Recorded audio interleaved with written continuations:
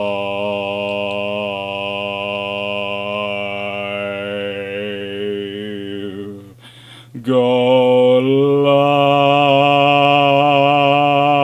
live. Hello. Go live. Should be working. Hey, it is working. Sort of working. It is working! Woohoo! Go live. Go live. It's time for the Queen Elizabeth class battleships. Yes, it is. Hello, everyone. Right then. So, two things to note about me today. One, I haven't had time to eat today. Two, my sister did offer to cook me something, but considering I've already had her cooking this week and suffered its effects, I said no. So, I have not scheduled food to come in this during this live because, frankly, I just had today. One of the reasons I didn't manage to get to eat was I had a long chat with my accountant, and don't take this the wrong way, but you don't feel like spending money on takeaways after having had a chat with your accountant, despite the fact that she did tell me that I actually am doing pretty well as far as some of her academic clients go. I'm not sure if that's something she says to all her academic clients, but she said I was surprisingly well organised for an academic in terms of my finances. I'm taking that as a good thing. I'm taking that as a good thing. Okay. There are many of you who might say that sounds like a like a backhanded compliment, but I think that's a full compliment because, you know, being surprisingly. And please note, I still have a wrapped up foot, and there is still a stick there because my leg is still hurting. Well, one of them is. One is okay now. It's a compliment. It is a compliment. I'm fairly sure it's a compliment. Anyway, how are we all doing? I need some liquid. I fancy iron brew. Hello, Jacob. So, peeks in. Don't worry, I won't be here. Sit here 41 minutes waiting. I believe you, Jacob. Millions might not, but I believe you. Hello, John Shea. Hello, Albertaski. Hello, Leslie Mitchell. Hello, Mark Harkness. Hello, Calvin Gasberg.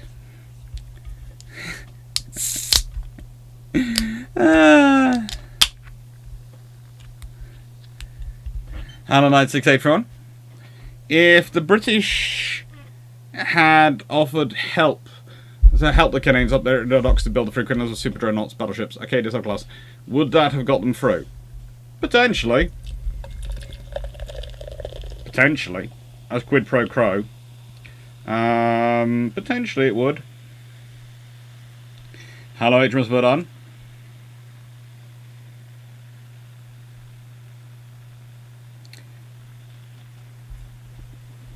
A reminder to leave out the grog and cookies. This being slightly different in something slightly different in the British context for Warspite, lest the new one be offended and think she's a fast attack sub. Let's be honest, we're all fairly certain and looking forward to the point at which we hear that in any future war, yes, and the enemy ships were sunk by HMS Warspite. Isn't she the ballistic missile submarine? Yep. Wasn't she not even supposed to be on patrol? Yep. Does she even have a crew aboard her? We're not 100% sure. These ships, you know, they have a new level of automation. Is that automation to the machine spirit or automation you can control? At this time, we would prefer not to say. Hello, Jacob. Hello, some video photographer. Also, given we're doing the Queen Elizabeth battleship, Rule Britannia intensifies. Hello, Bob Fry. Hello, DG40. Hello. Ooh, hello, Dan Freeman. Hello, Steve Clarke. Hello, Tanef. Hello, John Luke. Hello. Oh, I've said hello to Bob Fry. Not sure. Hello, Bob Fry again then. So in an ideal World War One, the British would have 3 resistant subclass Revengers, 5 Revengers, 3 Arcadia subclass Queen Elizabeth, 6 Queen Elizabeth super dreadnoughts for the Empire's fleet. In an ideal World War One, as I've been over, I'm not sure HMS Agincourt would qualify as an extra Queen Elizabeth class. I think she might be her own class all entirely. Jacob, yes, I can hear him. Paul Ketchum, cool, I thought I was late, but I only missed a few seconds, don't worry. Hello, Martin Peacock. That sounds like mighty praise from an accountant. I was quite pleased. But, yes, no, I haven't had food and I'm not ordering a takeaway because, I've had, please note, I have eaten today. I've had some tuna sandwiches and things, so I'm not, I'm not starving myself or anything stupid like that, but the choice was between, getting a takeaway after my accountants just praised my fiscal responsibility, which feels kind of wrong, or eating my lovely sister's cooking. I give you the example of my mère, who has eaten a bite this evening and then said, "Oh no, I don't feel well enough. You know, my asthma's playing up. I think I'm not well enough to eat the rest of this." And I'm sitting there going, "Yeah, Mum, yeah." Mm-hmm. Oh, well, at least she's happy. At least my sister's happy. Hello, Duke of Betchington. Hello, Right Sublet. Hello, Leslie Mitchell. So where did the idea that the Canadian Queen Elizabeth class battleship were to be HMS Acadia, Ontario, and Quebec come from? I'm not sure. Probably the Canadians themselves. Hello, Tasha Tubasham. Hello, Richard Orter. Hello, The Brook. The bricks have not arrived yet. I have checked the postbox every day, but they have not yet arrived. I do know they have arrived in the country. It's British. It's Royal Mail which is letting them down, not Polish Post Office. No, you said without. Captain Seaforth, evening. Zachary Gherkinham. Warspite would find a way to do what she wants no matter how much automation she has, and I pity anyone who gets in the talk range of her no matter who it is. Yep. I would like to point out to everyone that we are giving the name Warspite to a vessel which is going to carry ballistic missiles. With nuclear warheads on them. I'm just saying. There are names I don't mind, and I consider Honor great names, and I consider Warspite a very great name. I just think Warspite has a habit of going off by herself and finding an enemy to beat up. And I think giving her a weapon which theoretically has infinite range, as it can hit pretty much anywhere on the planet with it, might not be the idea of what I would consider sensible for something called Warspite. But this is no derogation of any ship called Warspite. It's just on things I would have called Warspite. SSN? Yes. Aircraft carrier? Yes. It would have caused several fits, but yes, I'd have done it. New destroyer? Yes. Ballistic missile submarine?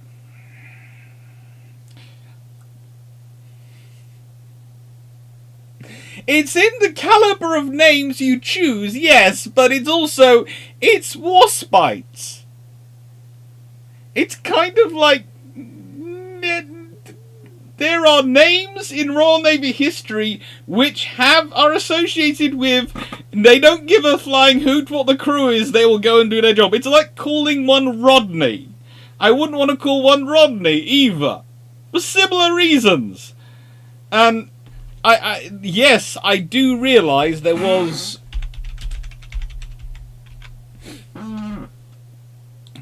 there has been a Resolution class submarine HMS Renown, which of course, well, how do I put this? Carried the Polaris missiles, but you know, Renown is, again, not a name I would actually have given to any ballistic missile submarine. We'll leave it to that side.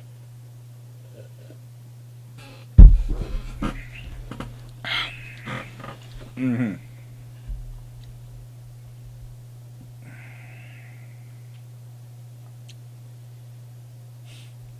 Jacob, apparently the Royal Mail has been hacked by Russian hackers, or that is what the British-based web shop told me as to why my parcel is delayed. Yeah, there's been all sorts of funds with the Royal Mail website recently.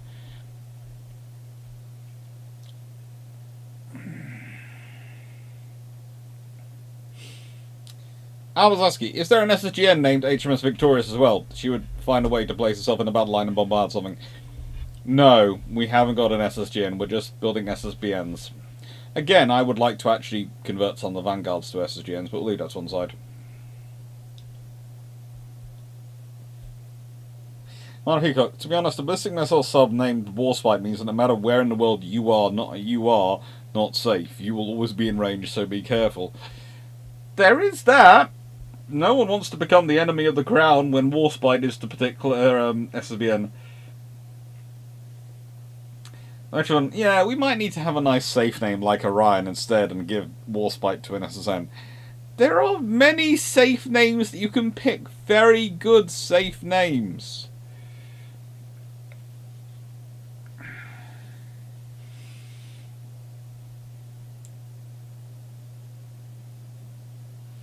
Yeah, Joss Wonk, it's just no. No. Now,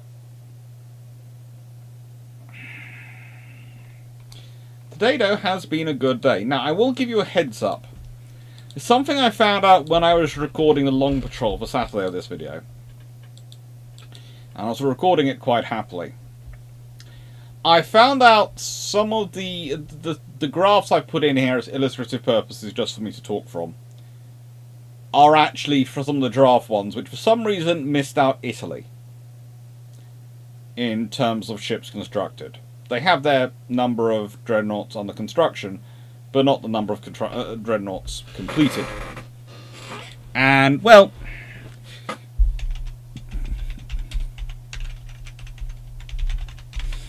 this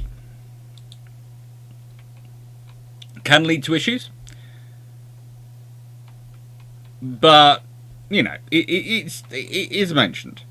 Although there is also the fact that the Dante Alighieri, which was started in 1999, isn't commissioned until 1913. So the fact is, the Italians do take the traditional Italian time to actually commission their ships. So it's not as wrong as I actually thought it was. I was worried it was more wrong than it is.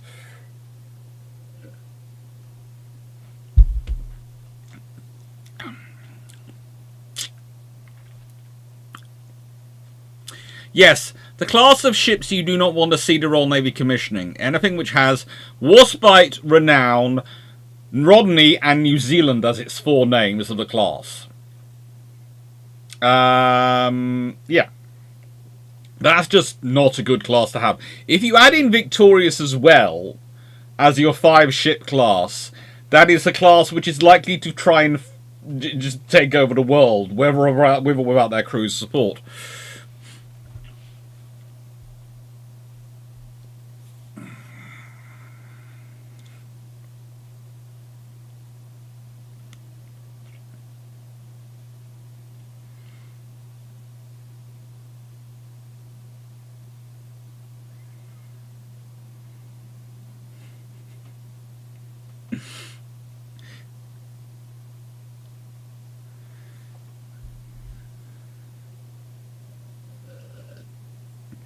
No, 2 ships named Queen Elizabeth II and Duke of Edinburgh might well end up outlasting everyone.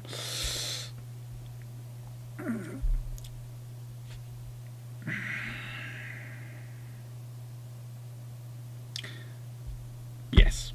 Anyway, shameless book plug. Now, again, thanks to chatting with my accountant today, this was drummed home to me that this is an important part of my income. Especially when you have people forgetting to pay me, which was again, this is probably the trouble is I have just had a 2-hour meeting with my accountant, which was lovely. She is lovely, a great accountant, but it was 2 hours and literally it ended and I walked the dogs and now I'm doing this live, so it is very fresh in my mind. If I make too many references to it, just go, Alex, you're still stuck in the past. But yes, shameless book plug. And also, it might not seem much, but the average 20 quid a month I get from this, from the Spreadshirt store, actually useful. It pays for roughly a book or two, in terms of the very cheap books, or contributes towards the larger books. That's the other thing I had to explain to my accountant again. It comes up every time. She cannot honestly believe how much money I spend on books. H. Fern realizes that Warspite has had its deal cut on 9th of February. She is coming. Yep. John Luke, Warspite, New Zealand, Rodney Renowned, for Horsemen of the Naval Apocalypse. Add into that battle group of ships that carries Enterprise and Ark Royal, and you have top cover for the deployment. Yeah.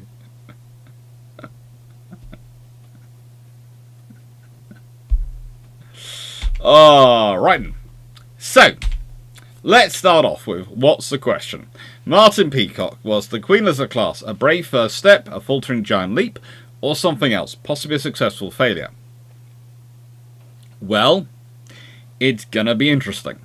It's gonna be something to discuss, and it's something that I wanted to start off by discussing this with you, opening it up to the chat. What do you think? What do you think on the Queen Elizabeth class?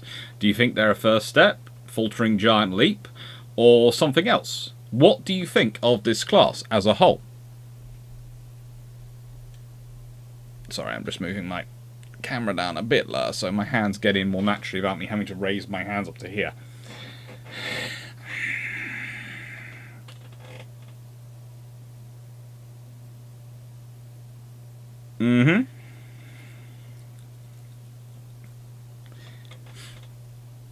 Jude mentioned, do you believe the RN should have built a full 8 or 10? Not sure how many intend to build Queen Elizabeth battleships. Would they still the R class? The R class, they were planning 5. They order a 6th, and then they're ordering 8 Revenges. They honestly should have been ordering the battleships in groups of 8, because that's a standard battle squadron at the time.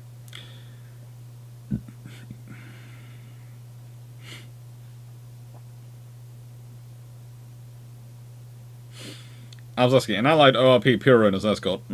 Nice. Considering the Italians were building 4 Francisco Caracciolo class battleships to supplement 2 Andrea Doria, 3 Conte de Cavour, and 1 Dante Alighieri's, I'm not sure whether that's a first part or a second part of a conversation, but yeah, that they were doing odd. Glenstewart needs more direct energy weapons. Mark Hartness, to be honest, the faltering ammo is a revenge. I'm going to be getting into that. Martin Peacock, you probably know my thoughts by now. I'm firmly in the something else camp. I know. Sasha, a very good first attempt at a fast wing to the fleet, but not fast enough for great success. Leslie Mitchell, a good first step, which was forgotten. Colin Cameron, Doc, I just found out that I can buy your book as a Kindle edition and gift it. I now know what I'm sending my little cousin working at the South Pole for his birthday. Oh, I hope that's pleasant, and it's very nice to hear if my book's being read at the South Pole. Joining okay, perhaps faltering giant leap in terms of speed. Had they had small tube boilers, perhaps more successful as a giant leap? Zachary again. Honestly, I feel the Queen Elizabeths are both a significant first step, but held back at the last moment for truly changing everything again. You're going to enjoy the long patrol. Send penguins! Hello! While I understand the decision at the time, the choice against small tube boilers on them really was a missed opportunity. Otherwise a decent step, but could otherwise have been a giant leap forward. Agreed.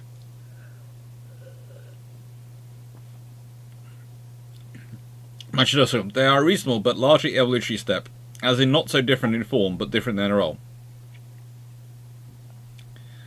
Clarke, weren't the Queen Elizabeths finished a bit of an economy edition themselves? No. There is one thing I would say about these ships. They are not economy. Everything that's chosen for them is the best they can get. The best of what they decide to get them, that is available.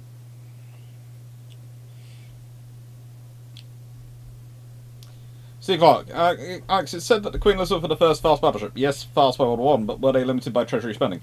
Not really limited by treasury spending. Not as much as we'd think they would be. Honestly, treasury spending in the run-up to World War I is far less of a factor than it is in the run-up to World War II. It's far more of an issue in the run-up to World War II. The purse strings are kept far tighter. Some video program, not read enough on them to have an opinion on them. Okay. John Luke, something else that made all opponents think twice about crossing them even through World War II? Certainly. Then Stuart, I mean, who are we to argue with the 1919 Jane's fighting ships?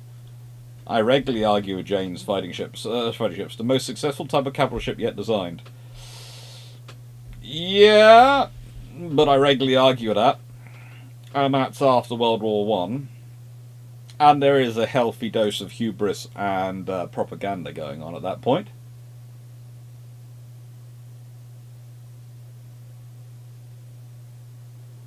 Democade, in World War II, they're a classic example of good enough. But I am not entirely sure myself, so I'm intrigued what you'll think. So. And I say this knowing that there has been a recent, well, about 5 minutes ago, skipping my camera apparently time. It's interesting. Let's see. Advance for our time. Robert Stone, thank you. David Goulding, hello, David. Johnny K, somehow I'd love to see the look on Hipper's face had the Queen Elizabeth caught up to him at 28 knots and fired those 15-inch guns at his battlecruisers. That would have been petrifying. I say, really, the only reason the Queen Elizabeth class super dreadnought battleship are not 28 knots is simply not there yet and would need the wartime before you got the power plant to throw in stuff like Hood.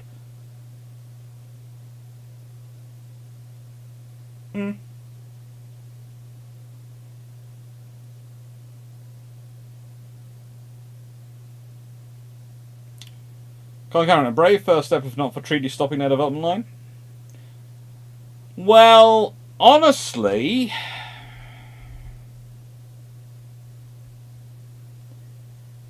it's going to be an issue to think about the whole way through. I'm going to sort of reserve what I'm going to say till we get further to the end, so you don't think I'm making a statement then arguing to back it up. Because that's not my style. However, and I will point this out, their conception is faltering. I'll add this. They are faltering in their conception. In that they are conceived at a time of technological transition. And one of the interesting points that's made by their very own designer is that about 900 tons in their design is wasted because of the immediate transition from coal to oil.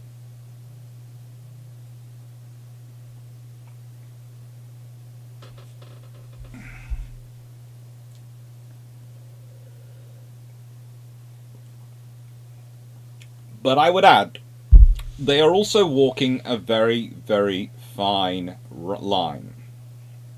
There is a very fine line they are having to walk.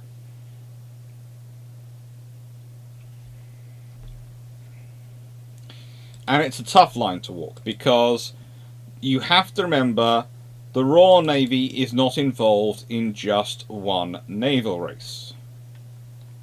This is a point I know I make a lot, but I'm going to make it again. And I have not put together 19 slides for the good of my health.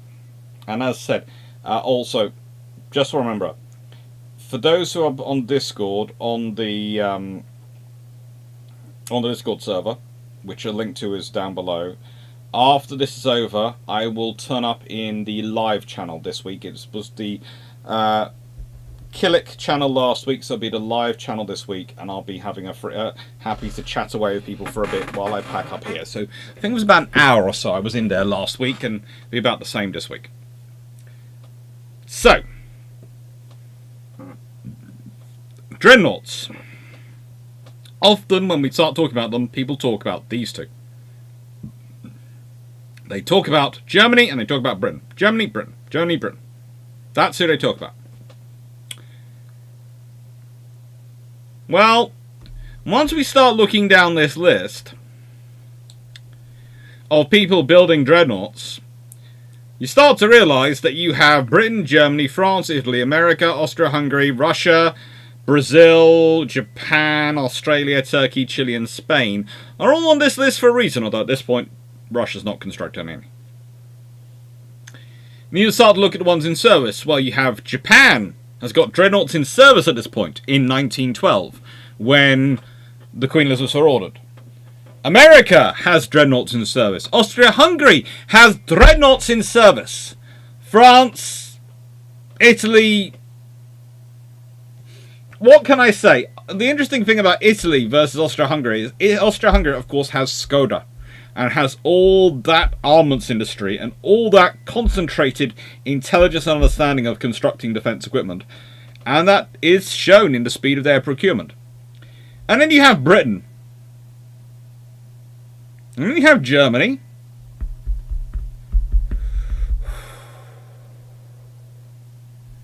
If you consider, America is not far behind Germany, and Italy is pushing forward, as is Austria-Hungary, in the technology race.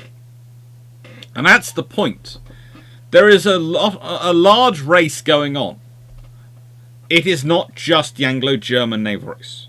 The Anglo-German naval race is the quantitative naval race going on.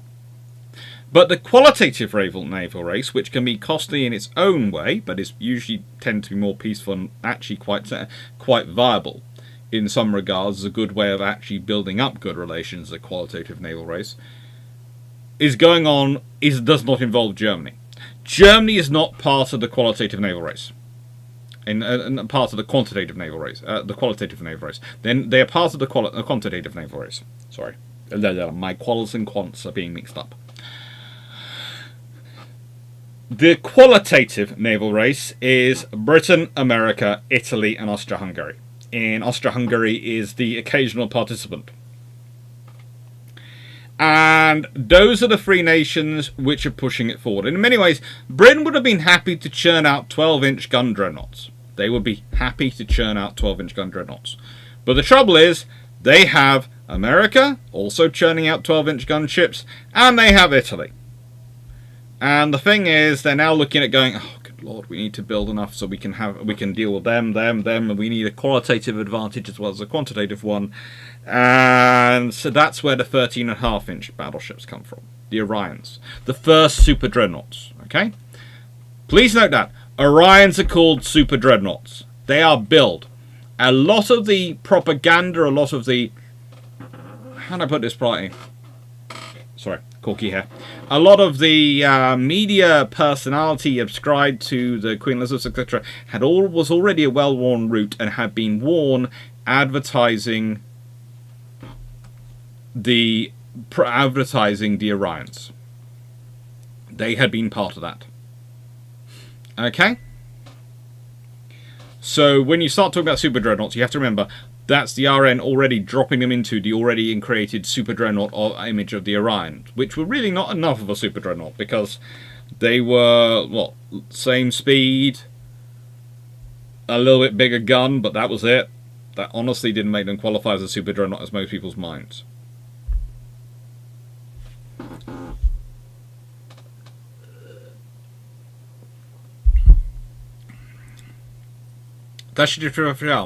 On reflection, I would rather 8 renowned type 30+ knot ships replace each of the Queen Elizabeths and ours. So you want 8 for each of the Queen Elizabeths and ours? So you want 80 renowned vessels, class vessels? My second, given Queen Elizabeth was £3 million a time, so the only reason the Queen Elizabeth class is... Yeah, then the £3 million in terms of Royal Navy battleship construction, even though the Queen Elizabeth class were expensive, is not something which the Treasury was worried over. They really weren't. And when you realise how much that £3 million comes back into the Treasury, you understand why they're not worried about it. Jacob W5570, as always. 9 tons is a lot. Where would that weight be? Do you need more steel to build co-bunkers or compared to oil tanks? It's the structure, and it's the reframing of the structure, and it's the fact the decision was made after the hull was already laid down as started construction.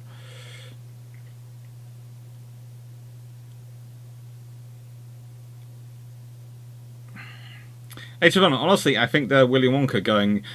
You built that ship on that. Oh, that's cute. Whilst also being mass producible. Hence the 4 turrets instead of 5, but still a big up in the main battery. Throw it. We'll get into this discussion in a bit. Hello, Mealyburrow. That super duper dreadnought. C. Clarke, question 2. Alex, read the Queen Elizabeth as a tech demonstrator. Does it become a millstone by 1934 to become a that the RN is stuck with 15-inch when the US and Japan both are 16-inch their main primary arms? Yes and no, but I will explain it, and there's a reason the RN go for 15-inch. Hello, Runon. Dear Petron, in my opinion, the Queen Elizabeth class was a big gamble for some things and not brave enough first step. I'll be getting into what's actually going on. So, with that in mind,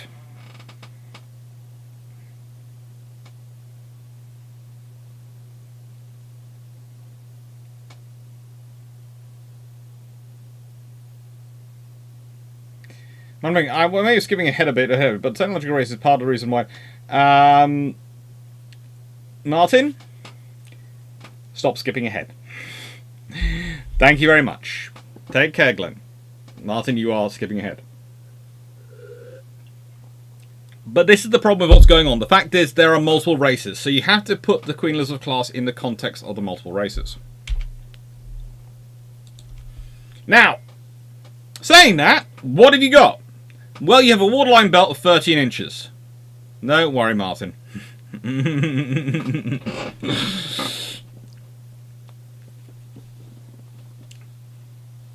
Nice to hear from. They're becoming hugely expensive, but honestly, in the cost of things, they're not as... Let's put it this way. Think of the dreadnoughts, and especially the dreadnoughts being constructed. They're being constructed on the idea that they're a deterrent, and peace is cheaper than war, which is something the Treasury fundamentally believes at this point. And you get peace by deterrent. And frankly, as far as they're concerned, investing in Royal Navy battleships has provided them with pretty much peace for the last century or so. That's the scenario they're thinking about. This is not the post-World War I Treasury. This is the pre-World War I Treasury, where they are happy to invest.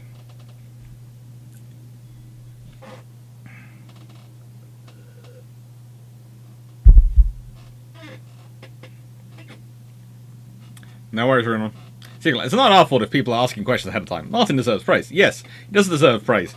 But the thing is, whenever I have a student like that, I usually just smile and go, yeah, but allow me to walk the rest of the class through to where we're getting through. So what are they? 196.2 meters overall. Beam, 27.6 meters. Draft, 10.2 meters. They are slightly deeper draft than they were intended to be. They're slightly heavier than they intended to be.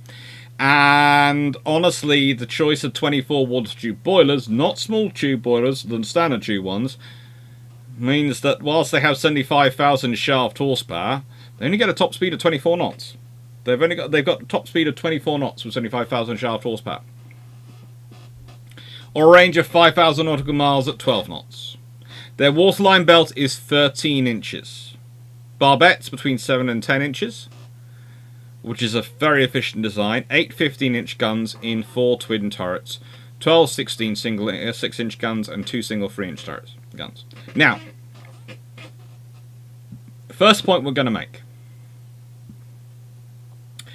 What do 8 15-inch guns roughly equal in terms of weight of broadside to 13.5-inch guns? And there's an old rule of thumb. If every gun jump size you take, roughly 1.5 2 inches, if you take 1.5 inches off, you add a gun onto the turret. If you add 1.5 inches on, you take a gun off the turret. So if I've got 8 15-inch guns, their broadside equivalent is 12 13.5-inch guns. Okay.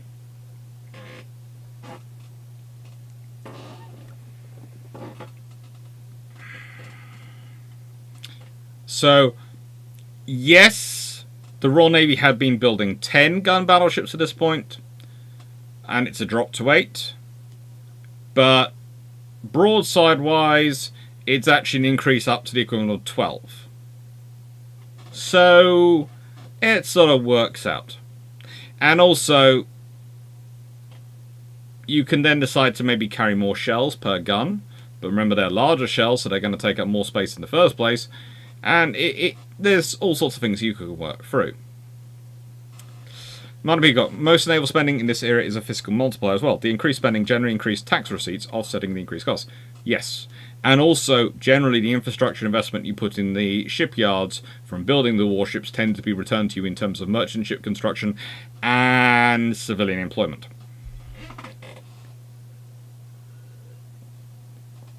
Hello, Derp's good. Hello, Ferry Ken. Actually, add a few thousand tons to Queen Elizabeth and you get 35,000 tons. Mm-hmm.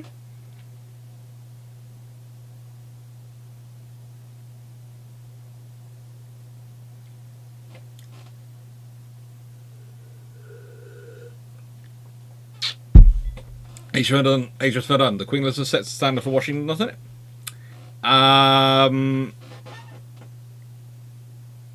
Not the Queen Elizabeth per se, but the Queen Elizabeth start the process which provide the vessels which do set the standard for Washington. Awesome line. Those sources, God, I'd love to model her either pre or post first refit. They are good looking ships.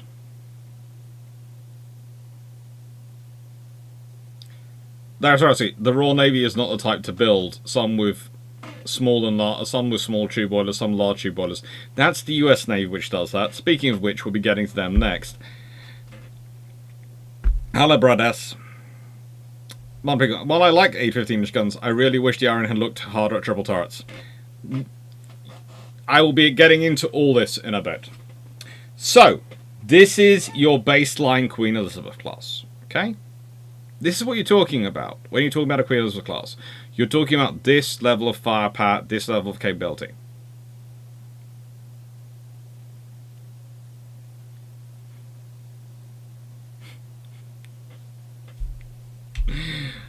Now, her predecessors within the Iron, the immediate predecessors are the Iron Dukes, which are a continuation of King George V's, which were a sort of evolution of the Orions. So they've got 10, 13.5-inch guns.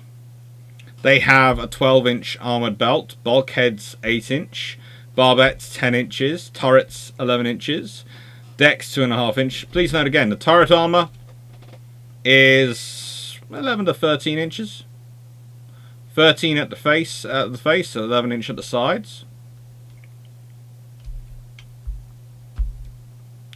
That's not to mention that since Great Britain is building so many ships at a time, other nations that want to buy a battleship buy from them, so even more money thanks to investing in Queen Elizabeth. Yeah.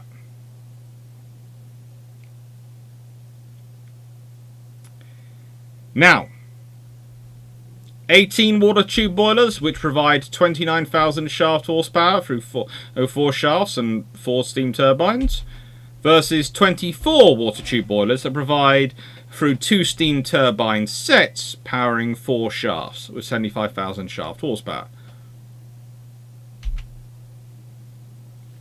So that's 18 water tube boilers, 4 steam turbines. 24 water tube boilers, 2 steam turbine sets.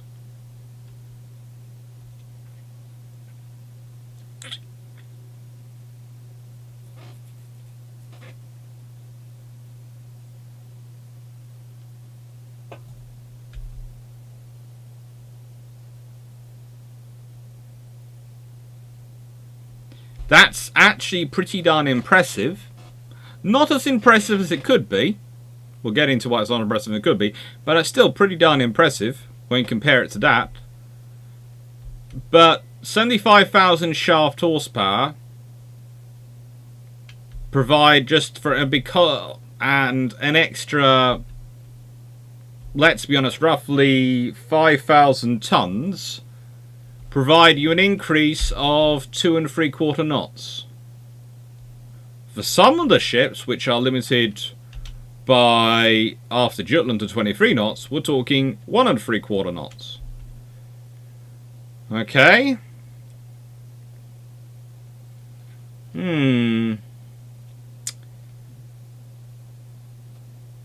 That's a lot of horsepower to pay for that speed. Correct me if I'm wrong, but wasn't Beatrice Tiger based on Queen Elizabeth and a bit smaller and faster?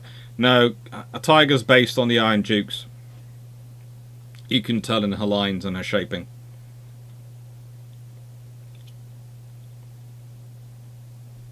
Which are, the Iron Dukes are an improvement of the King George V's.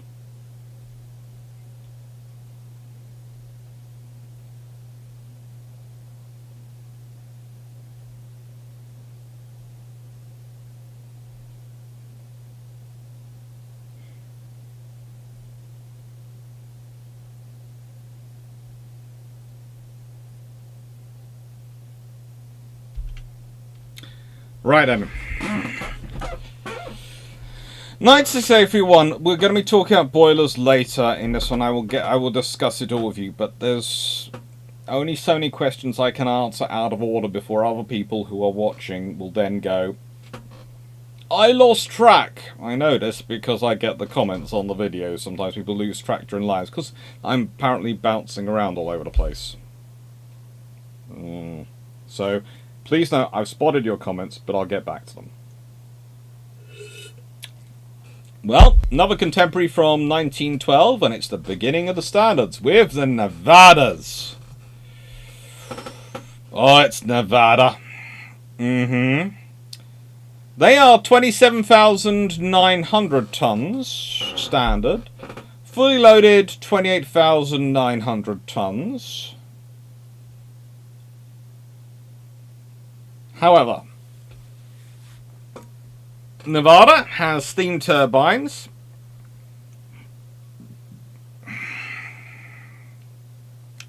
Supplied by 12 water tube boilers for 26,500 shaft horsepower.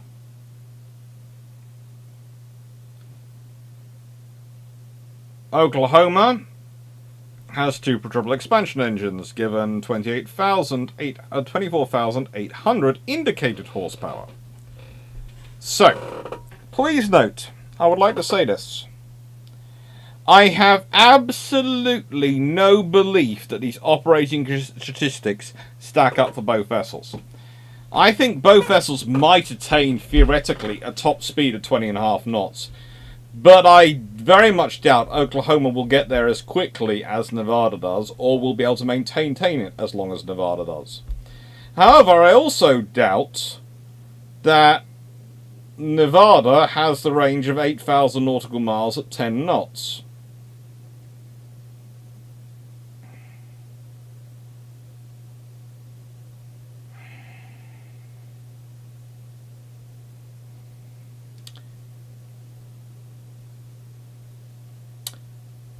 Armament, 10 14-inch guns. Okay. Now here is the point. What you might notice here is I haven't mentioned the German ship yet of this year. Of 1912. And I'm not going to. Because the German ships of 1912 don't matter. The German ships of 1913 matter. But the German ships of 1912 don't.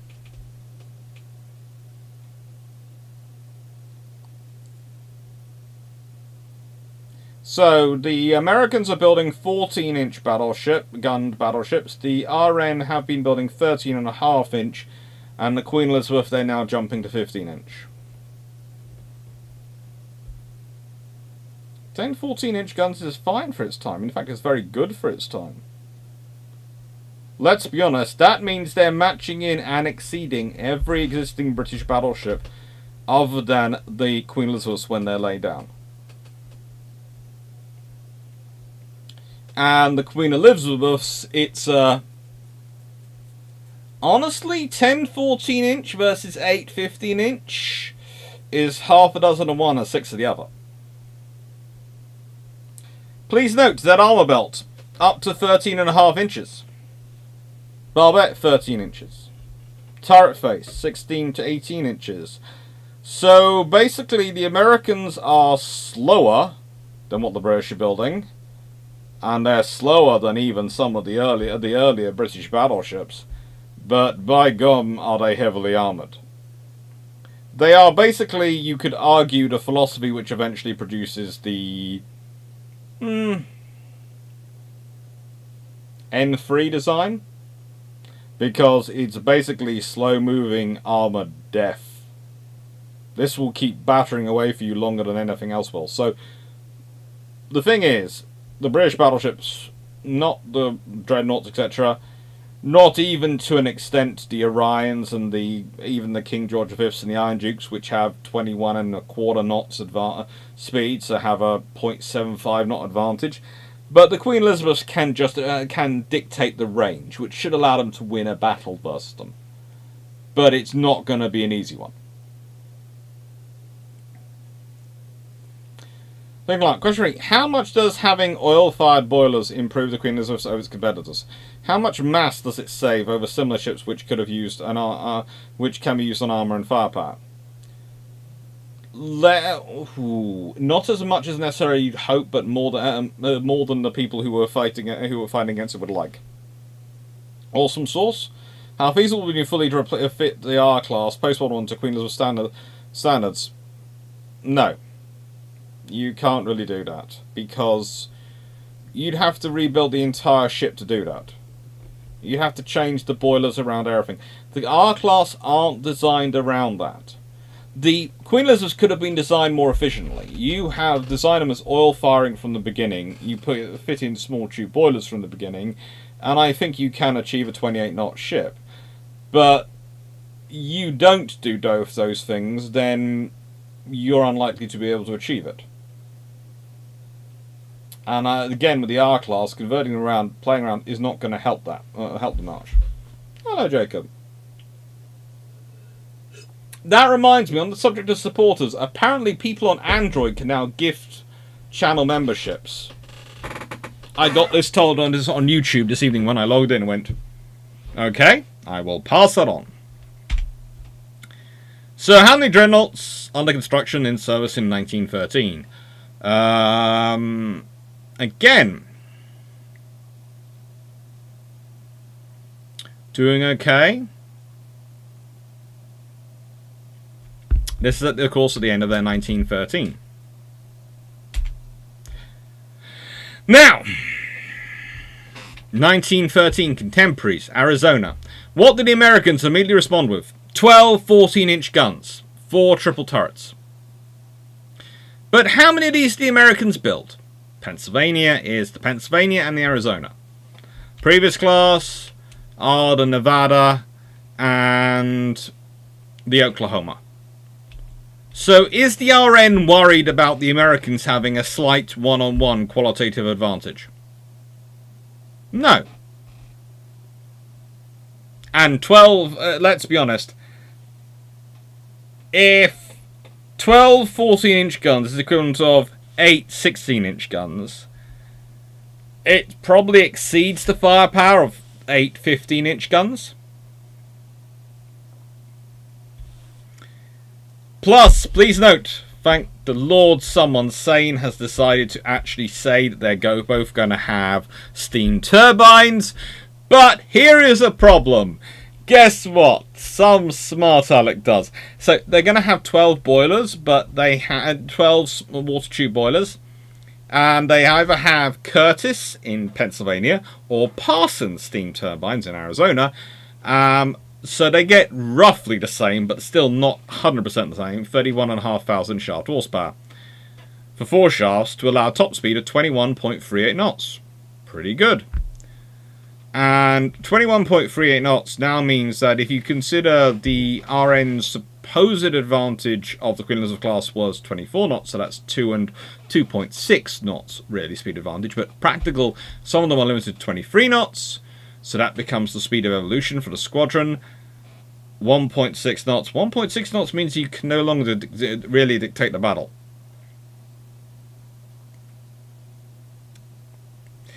And they are heading to 16-inch guns, Knights of Gatrium, but there's a question as to when they head to them. Exactly. This point, they don't, for the Arizonas, jump up to sticking 16-inch guns. They could have done 8 16-inch guns. They could have made a design based around that. But no, instead they go with 12 14-inch guns. Why? Well, we'll get into this. But let's be honest, the Queen Elizabeths so far have managed to retain their status as the world's most powerful battleships, having 15-inch guns, even with this. And then there's the Bayern class. Often produced as the German counterpart to the Queen Elizabeth class. Let's see. They're 35,000 shaft horsepower to 3 shafts for a top speed of 21 knots. 182 meters in length overall. That doesn't sound like a Queen Elizabeth class, does it? In fact, when you start reading through the stats, it sounds closer to, and much closer to, this. In fact, it is closer to this. Death Squad, 1.6 knots means you can maintain a range you want to keep, even if you can't really pull away, though. Broadly speaking. Broadly speaking. So, yeah. You can argue, therefore, at this point, that the Queen Elizabeth class won the Anglo-German naval race, because they've come into service, they're being constructed, and the German response is nowhere near them. Not only that, the Germans will eventually build 2 to the RN's 5. Or rather, to the RN's, let's be honest, they'll build 2 to the RN's 13 vessels, of which 10 are battleships, and here are the R-class, which are sometimes described by people as being the Class B battleships. They're not. There is a very simple reason for the R-class being structured the way they are. If they had ended service before World War I began, I have no doubt that you would find Dreadnought and probably a lot of the other 12-inch armed battleships, i.e. probably, which classes? Not the, well, would the Colossus class go? Colossus class, Neptune, St. Vincent class, Bellefonds, Andron. So you have, to an extent, you have, that's 4, that's 7. Well, you might have Dreadnought to Neptune, but probably you also have the Colossus class, so you probably have all those 10 ships would have been given out to various members of the Empire, various dominions. So I wouldn't be surprised if you'd find those 10 vessels, which are not that old, would get divided between Australia, Canada, maybe India and South Africa and New Zealand. Far easier than putting them into reserve. They're still viable, useful ships, and they'd serve as a very viable deterrent, because there aren't many nations which have ships which are more powerful than those in service. And you certainly don't want to be the cruiser which comes across one of those ships. So, basically, the R-class, if 8 of them enter service before World War I begins, you will probably have found, as they've ended service, Colossus, Neptune, St. Vincent's, Bellefonds, and Dreadnought will have gone off for their to the other nations.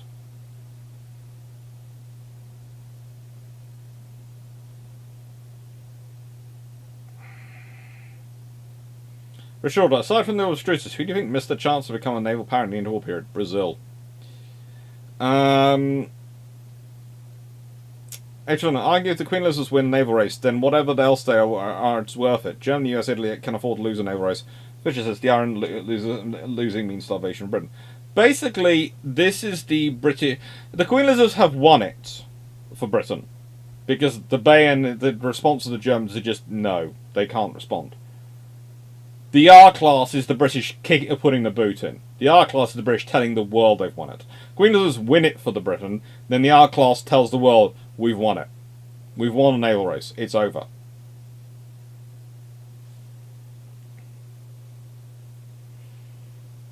No, Steve Clarke, because building 15 ships of renown type battlecruisers sounds lovely, but it doesn't then provide you with a battle fleet. And you always have to remember, at certain points you have to actually fight. And I had this interesting comment today, and it's going to be in tomorrow's comment response video, and I hope I've got the toning right, because it was a really interesting comment, but there was part of me going, you do not want a battlecruiser in that role.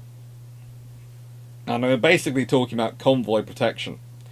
And in the role of convoy protection, battlecruisers can't leave it. They have to protect the convoy. So the battlecruiser is stuck. Not only is it stuck in terms of speed, at the speed of the convoy, it's stuck in terms of it can't leave the convoy, so it's stuck in terms of area. So you can't use a battlecruiser as convoy protection. It's terrible. Okay, maybe another battlecruiser comes in and then it's fine, but if a fast battleship turns up, it's an equal amount of trouble. Or a battleship at the speed of most convoys go. So you do not want a battlecruiser for that role. And you don't want a battlecruiser for fighting in the North Sea. It's like you don't really want a battlecruiser for fighting in the Mediterranean. There's a reason the British do as hard as they can to try and keep the battlecruisers out of the Mediterranean.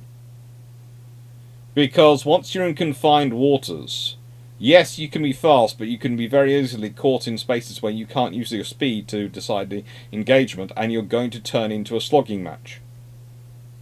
So fast battleships make more sense in those scenarios.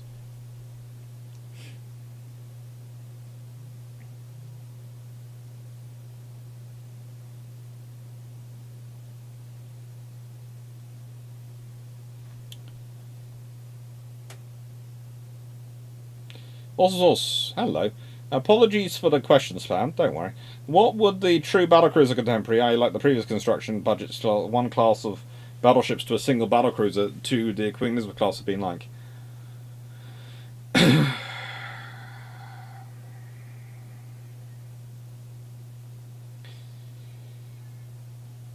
Hood is taking it to the extreme version. But the reality is, if you've been building a battlecruiser variant of a Queen Elizabeth class, you'd be looking at 30 plus knots and you'd be looking at 6 guns. You'd be looking at something which basically looks like the Renown.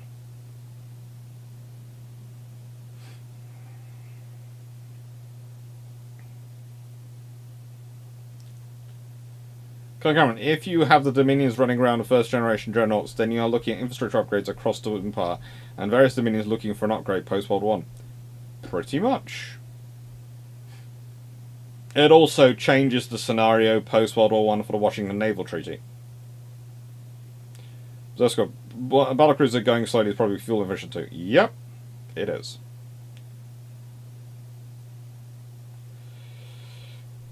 When battlecruisers are used for convoy escort, it doesn't go well. Okay, broadly speaking. Now, these have 18 Babcock and Wilcox boilers, supplying 2 steam turbine sets to provide 4 shafts with 40,000 shaft horsepower. So, 6 boilers difference. And these are on their way to smaller tubes than what are fitted in the Queen Elizabeth class, so they're more efficient.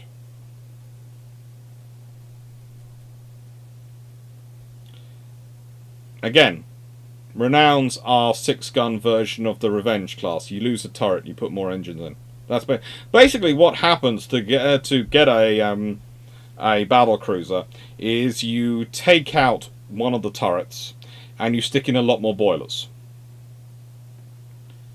CG-90, would a triple turret? We'll be getting into this in a second. I'll be getting into all this. So, this is the world of 1914.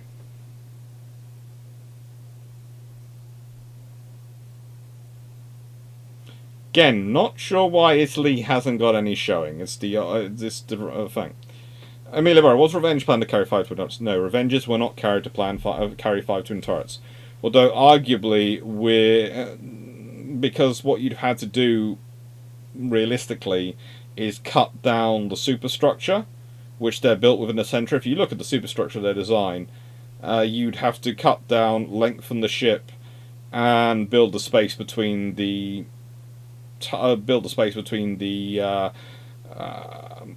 funnel and the aft mast, and yeah.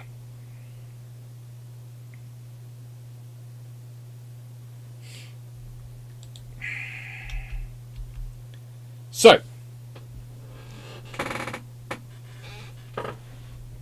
what are we talking about? What is the world we're sort of living in and discussing? Well, it's a world which is complicated. The RN are trying to balance a technological qualitative race, which involves Britain, America, and Italy, and Austria-Hungary when they choose to jump in, and a quantitative race with the Germans. That's their races going on. And they're trying to balance all that. The global naval race is far more interconnected and complex than just an Anglo-German naval race. And I know there are historians and entire television programs which would make it seem like the only two powers building dreadnoughts and having a race over it were Britain and Germany, but please, just take it as so. Go and look at... Here is the very easy way to disapprove them, because this is my often point. If you are less factually accurate than Wikipedia, you have trouble. Well, if you go and check Wikipedia, you'll find pictures of the ships those other countries are building. You'll find the timelines of those ships when they're building them. You'll find the reasoning some places of the ships that are building them. You could do literally a Google search and look at nothing other than Wikipedia and disprove that only Britain and Germany are building dreadnoughts. For goodness sake, in this video, despite me being very select, there is of course the British and Germans, but Americans. And Americans. So, two classes. The two classes that I picked to bounce off are American ships. Why? 14-inch guns. 10 14-inch guns. 12 14-inch guns. A triple and a twin turret. Triple turrets. There are lots of capabilities there. The point is, if you compare this, it's not as good as this is. Let's be honest. This has got a top speed of 21.38 knots. This is a top speed of 21 knots. This has 12 14-inch guns. This is 8. This could eat this for breakfast without bothering. That is the point I'm trying to make. In the nicest way, the Germans are building 2 of these, the Americans build 2 of these. At this point, the Germans are losing the qualitative race and the quantitative race.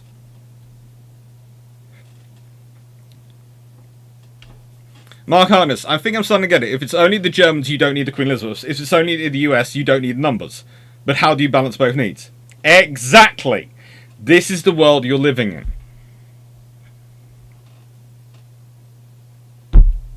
Darren, next you'll be telling us the Sherman wasn't a depth trap, that the Tiger tank wasn't the ultimate machine, and Bismarck was not the best battleship in the world. No, none of those things are true. None of them. Not a single one. That's good. What about having battlecruiser reaction force already at sea? You might lose some of the convoy, but the raiders have shown their position and are going to get hunted.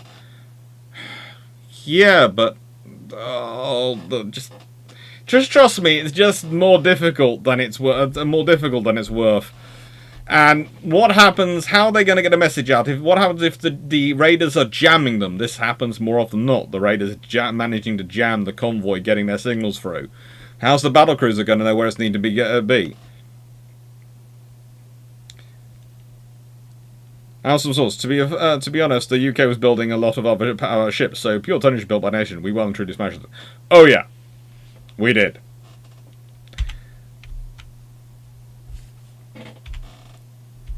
So, that's what's going in the world. So this is what the world as Queen Elizabeth class is going into. Queen Elizabeth class is both a factor in the Anglo-German naval race and the qualitative race. The qualitative race. Now, here is your scenario.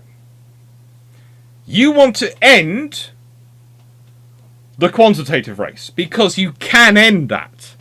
You can end that with a big enough jump in quality. But if you do a big enough jump in quality, if you do too big a jump in quality, you're going to add fire and fuel to that qualitative race. You're going to turn it into an even bigger race than it is. Still probably very few units, but it's going to be a bigger race than it is. 309. Hood and Bayern appear in War Thunder before Queen Elizabeth. Yeah. E. So, here is the group trying to do some of that balancing. Now, I could also add in Admiral Fisher, because he's chucking in from the sidelines, and I could talk about various First Sea Lords. But Admiral Fisher is chucking in from the sidelines. He ain't getting involved in it. And as for the First Sea Lords, here is how I explain it, because the amount of times I have people go, but Chatfield and the King George V's.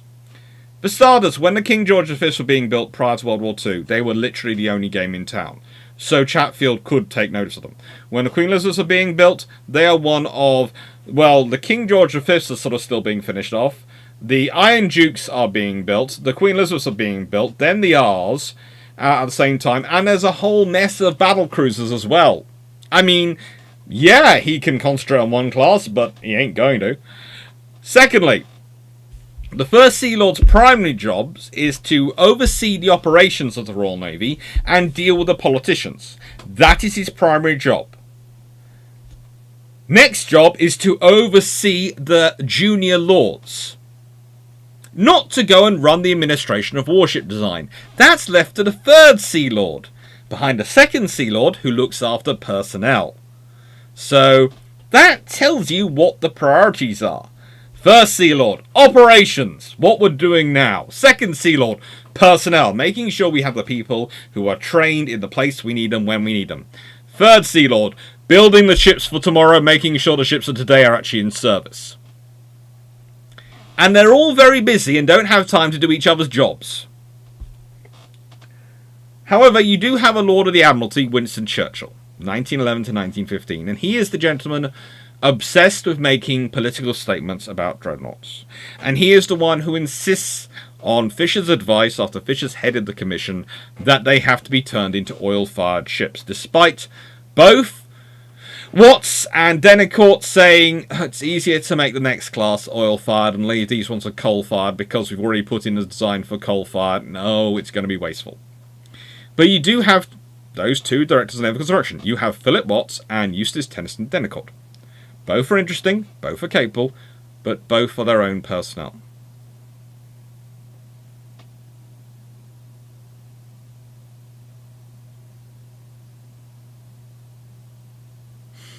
How George Newman. And then Third Sea Lords, John Jellicoe, 1908 to 1910, is in charge during the study phase, development of the Queen Elizabeth class. Charles Briggs is in charge 1910 to 1912, the ordering phase. And 1912 to 1914, Gordon Moore is in charge. Gordon Moore is pictured there. That is Winston Churchill in this period. That is Jellicoe. I do not have photos of Charles Briggs. I cannot find a decent one of them. Now, now John South, 1939. If the UK had created a 28-knot Queen Elizabeth class, could the US and Germany have created an equivalent? Did they even have the capability and engine day? For starters, the US aren't really worried about the speed advantage of the British ships. Please note, the British have always had a speed advantage because of the battle cruisers. So, as part of the qualitative effort against the sort of technological battle between the Americans and the Brits, at no point have the Americans worried about the British having speed advantage, because the Americans aren't fighting that kind of war. Their belief is their whole battle fleet stays together and it's a huge monolith that will basically wear you down and wreck you. That's how the American battle fleet works. So they're not worried about the speed advantage. So that wouldn't bother them. As for the Germans, no. The cost would be astronomical. And I'm going to get into this why. Now, Here is the point. This group are the group tasked with doing two things. One, winning the Anglo-German naval race, and two, not causing too many troubles on the rest of the world stage. Now, here is your scenario. How do you win the Anglo-German naval race? Anyone want to guess how you win the Anglo-German naval race?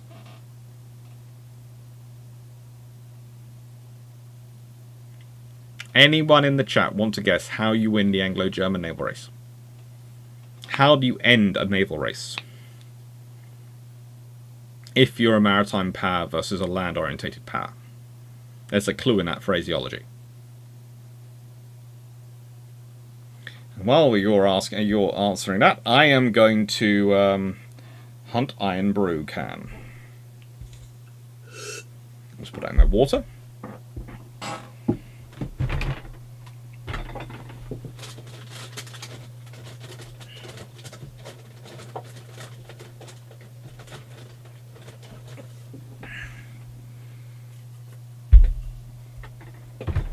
All some good ideas. Copenhagening, building the Queen Elizabeths, etc. You are right, you build the Queen Elizabeths, but why do you build them? Jacob, economics. To an extent. So you build the Queen Elizabeths class, which are a qualitative leap, and you're building them at 5 of them, right? What does the German Navy have to do to match them? They will have to spend more on their ships to build bigger, better ships. What's this going to put them in direct competition with in terms of funding in Germany? With the army. The army always gets the funding priority. Even when the navy is the apple of the Kaiser's eye, my love, my passion, my navy, it's always going to be, but the army comes first. Basically, the army is the Kaiser's wife. The navy's his mistress. To use the sort of phraseology of the time, and the wife can always make sure she gets funded first before the mistress. In the time, disturbingly enough. Sometimes not, but usually as a rule. So, and that's probably very un-PC and probably going to make YouTube mad with me, but let's carry on with it. If you raise the odds enough, you're going to make it problematic for the Navy, and the German Navy. They're going to run into the political obstacle that is the German army, and they will lose. But you have a problem. You have to judge this technological thing, so A, they try and compete with you, and fail. They don't immediately give up and go elsewhere, as they do with the R's, but by that point they've already lost their funding claim, so they're not going to get funding for anything else and go off scenarios, right? And you also have to do it in such a way you do not cause trouble with your other relationships. I.e. with America, where you have a very friendly rivalry going on. They're building a couple of ships, we build a couple of ships. They're building a couple of ships, we're building a couple of ships. It works out very nicely and fine. That's actually a good rivalry. But for both the Royal Navy and the US Navy, the qualitative naval race is a great thing. You know why? It provides them with a reason to fund their navies and fund research.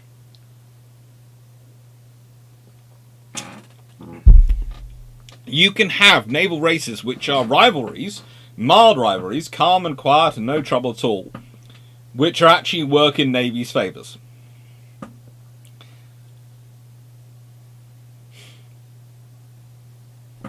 And the British, John South, if you really want to make the German Navy scream, fund the Russian army. The British were never going to fund the Russian army because Russia keeps trying to invade India.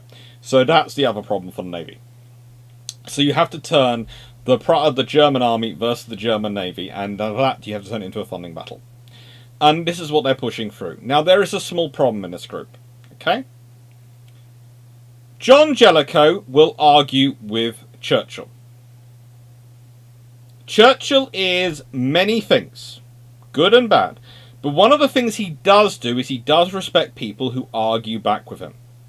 He doesn't like them, because they don't do what he tells them to, but he respects them. He doesn't respect you if you don't argue back.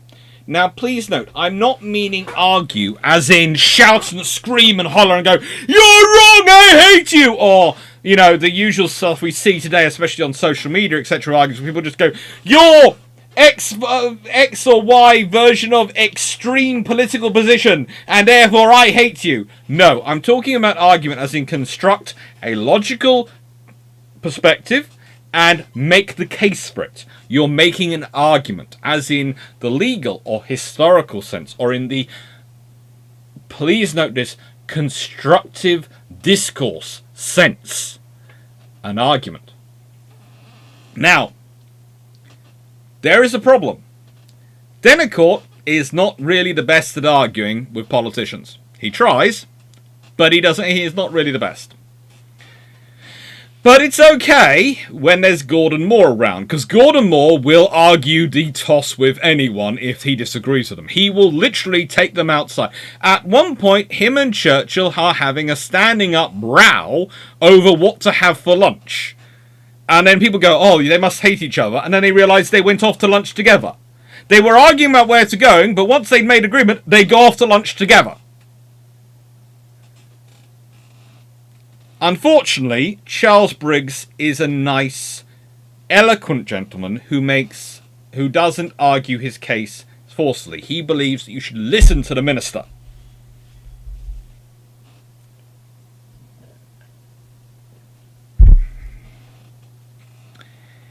And this is the problem for, I think, arguably for the Queen Elizabeths, because they come in at a point where they have both Briggs and Denicourt looking after them, and the trouble is they won't argue as much with Churchill as the others will.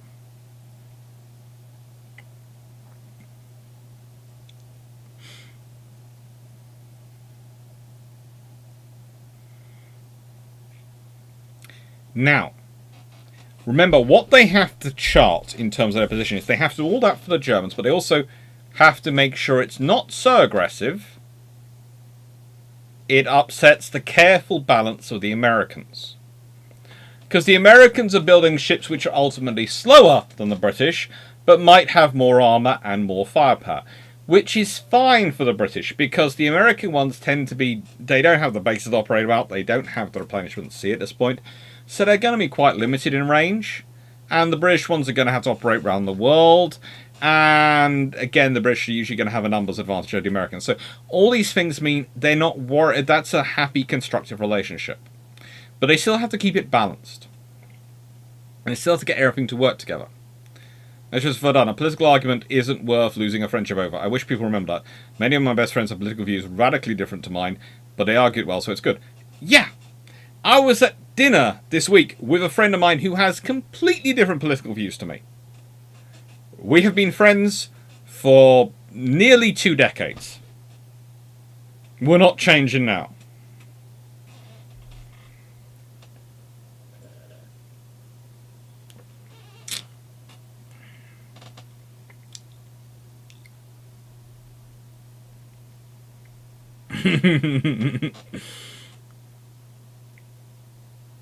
St. Richards, the Queen Elizabeth are not a warrior, a game changer.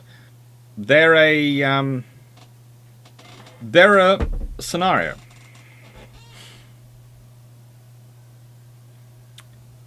Did I see your comment? I haven't. Nice to everyone. I haven't seen your comment about USS Albacore, wherever it was in the chat comment about USS Albacore. No, I haven't. Sorry, I've been talking through. Breaking news, the wreck of USS Albacore has been found off the west of Hokkaido, Japan. Cool. That'll be interesting to look up, and when it comes out. But moment, Queen Elizabeth class. Sorry, again. Trying to keep the topic. That'll be a good one to talk about on Sunday. Oh, good lord, never want to be in a scenario where you're innocent. So here's the gun selection scenario. Now, there is a debate over whether or not it's called the 14-inch experimental or the 13.5-inch experimental. I would suggest it's more likely the latter, but some people... Language, Rozowski? But some people do suggest it's a 14-inch experimental. That seems the one which is common on the internet, so I've left it there. But here is the point with gun selection. So, Let's start putting it categorically. They've decided 13.5-inch wasn't enough. It didn't work. So what are your next jumps? The British jump in 1.5 inches. So your 1.5-inch jumps, you can jump to 15-inch, 16.5-inch, or 18-inch. Now 18-inch is a massive jump, but you could probably do 16.5 inches. But then you have to think about what the Americans do.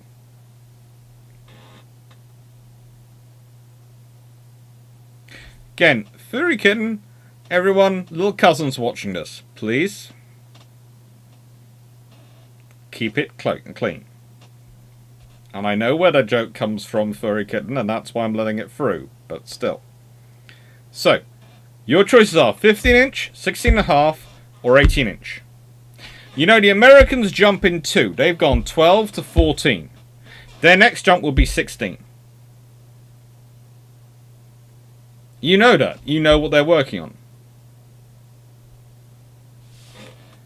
You know the Germans are having trouble keeping up. They couldn't jump up to match the 13.5, but they feel they have with their 12-inch sort of guns and their improved guns. You need to jump higher up. And the advantage the British have is, of course, they have the Ellswick Ordnance Company, the Armstrong Whitworth, William Bernmore Company, Coventry Ordnance Works, Royal Gun Factory, and Vickers, who can all build large guns, who can all help develop large guns. So, their choice is, honestly, do they develop a 15-inch gun or a 16.5-inch gun? What do they want to develop? A 15-inch gun or a 16.5-inch gun? If you develop a 16.5-inch gun, what have you merely done to the Americans? You've boxed them in. The Americans will jump... if you raise your gun, the American to 15-inch, the Americans will jump to 16-inch. Then, if you're probably not going to want to jump to 16.5-inch, because that's going to look pathetic versus a 16-inch. So you'd have to jump to 18-inch. But if you jump to 16.5-inch, the Americans will have to jump to 18-inch. Which means you will have to jump to 18-inch as well. So you are just escalating, making that escalator of that qualitative race go faster than you need to. And that is the real scenario you're talking about. If you go for the 16.5-inch gun, you're pushing the Americans. It's not the Germans. They get beaten by a 15-inch gun. If the British had gone for 16.5-inch guns, then the Bairns would probably come out. Wouldn't even have the Bairns might not have even come out at all. Because that's the other trouble. If you go for 16.5-inch guns, you'll be so much bigger, so much more powerful than the Germans can build. What is the point? They might start investing in something else. They might listen to Holzendorf, who wants to invest in submarines and cruisers. Lord help you. That's a far bigger problem to deal with. Dealing with battleships is easy. You know how to deal with battleships. You're building battleships. That's easy. But anti-submarine warfare, you're still developing that. ASDIC is years away. Depth charges are sort of being worked on, but no one's yet sure how to find the frigating submarines.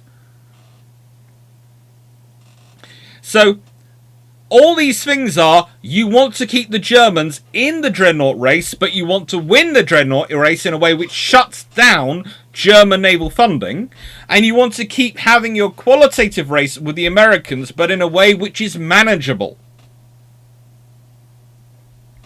So you've got to pick your gun caliber very carefully. Royal Gun Factory in Woolwich. Duke mentioned. The actual factory in Woolwich is called the Royal Gun Factory. Okay?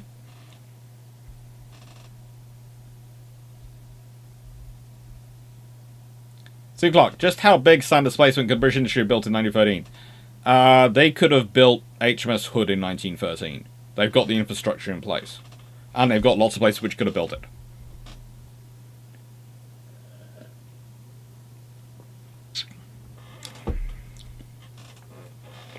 Probably could do it better in 1913 than they did in 1919. The Royal Gun Factory is part of the Royal Ordnance organisation, basically. So, this is what you have to think about. You have to balance it all. Don't you think that jump? The thing is, the jump for 1.5 inches, it doesn't matter really to British industry. British industry could manage a 3-inch jump, but here's the other problem you've got to think about if you go for the 16.5 inch. But as said, there are many reasons moving against it. But the reason you go for the 16.5 inch, and please note I'm saying 16.5 inch, not 16 inch, 16.5 inch. The British will go for a 16.5. The reason I'm saying that is you have to remember there's also going to be problems in development. And you've got a reality that war might tip off at any point in Europe. Is it better to have a super weapon you're still waiting for delivery on, or a super weapon in service? This is your other factor you've got to think about. This is a factor which really rips large when we're talking about the boilers, and we'll get into that in a second. But it's also a factor in the gun development, because whilst the British could develop the 16.5 inch gun, and certainly Ellswick and Vickers, and I'm fairly sure Beardmore, all have plans and all are working on 16.5 inch guns at the same time they're working on the basic frameworks that lead to the 15 inch gun. The choice is which is most likely to be delivered on time. And it's more likely and easier to do the 15 inch, the jump of the 1.5 inches, than it is to do the jump of the 3 inches. You can do it, but there is more of a risk involved in going to 16.5 inch.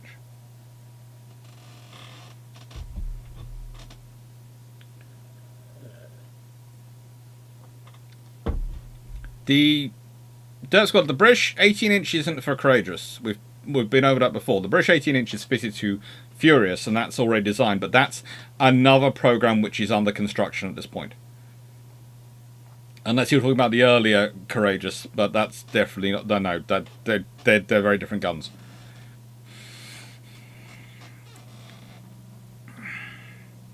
As a source, what's more viable? A Queen Elizabeth version 2 with either 3 or 4 triple 15s or 5 double 15s.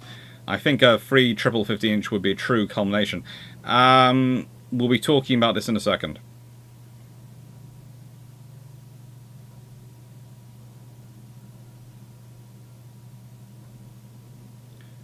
Sujinani, what is the max by which you can bore out a gun before it becomes dangerous? Now, please note, the British build 186 barrels. And they are built between 1912 and 1918. So think about that. 186 15-inch gun barrels are manufactured in that period. So that's a lot of gun manufacture capability.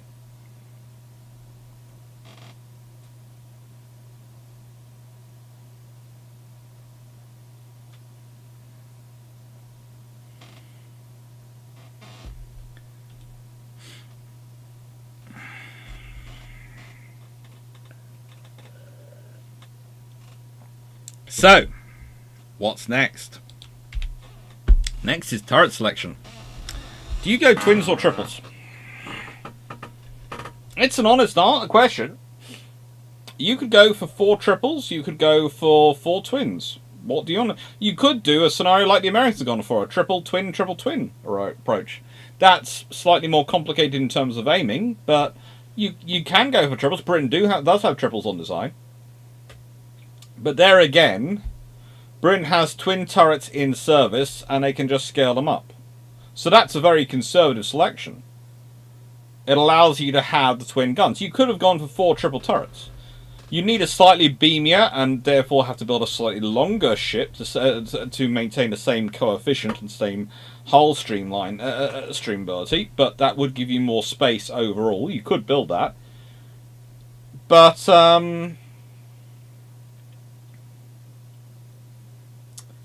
yeah, it's a real question to think about. Triple turrets or twin turrets? And the British have the technology and capability to do the triple turrets. It's nothing Britain can't do. Yes, there's often a big point made of the British prefer to put the twin turrets because, they have more of them and that makes it more survivable in terms of guns because you have to take out more turrets. True, but if you're building a 4-turret ship, that doesn't matter if those turrets are just as viable 4 twins as 4 triples.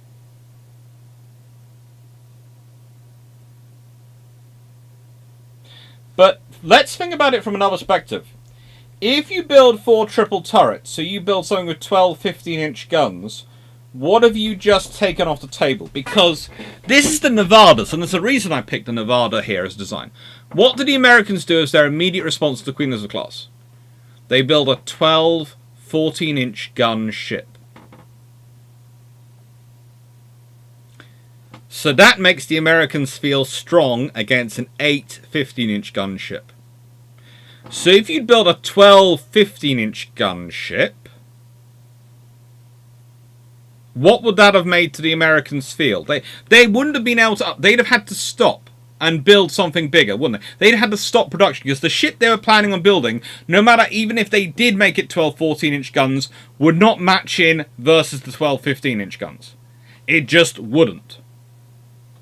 So that would mean the Americans would stall and restart their construction. And that could cause a problem because, as you know roughly what the standards are you're getting. You can look into the future and, broadly speaking, predict them. Anything you do which disrupts that flow could also disrupt the qualitative construction contest you've got going on and turn it into another quantitative one, which is problematic. So, if you go for that triple turret, you are going to create problems with the Americans.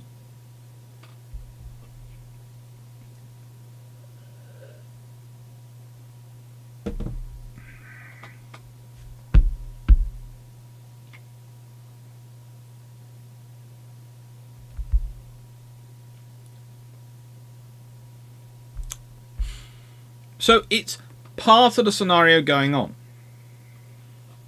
It's part of the understanding going on. The British want the 4 turrets. They could have gone for 3 triple turrets. They could have gone for 9 15-inch guns as their solution, but they want the 4 turrets for the survivability of having 4 turrets. That's another reason why they have the 4 turrets in the Revenges and they don't go for 3 triples. They go for 4 twins because that gives you more survivability by having 4 turrets. It gives you more redundancy in terms of your turrets. But the difference is having 4 triples versus 4 twins. The firepower, etc. And what it has an impact on the contest with the Americans. On the factors it has with them.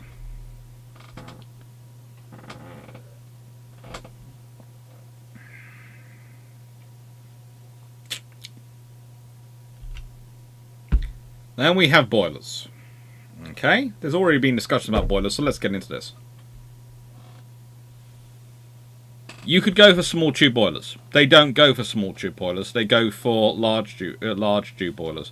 Now, I would argue this is the one area where they could have gone for and it wouldn't have had any impact on the qualitative race of the Americans at all. Because as I said, the British already have battlecruisers. The British already have faster ships than their American counterparts. The Americans have consistently built theirs slower than them. The Americans don't care the British are building theirs faster than them.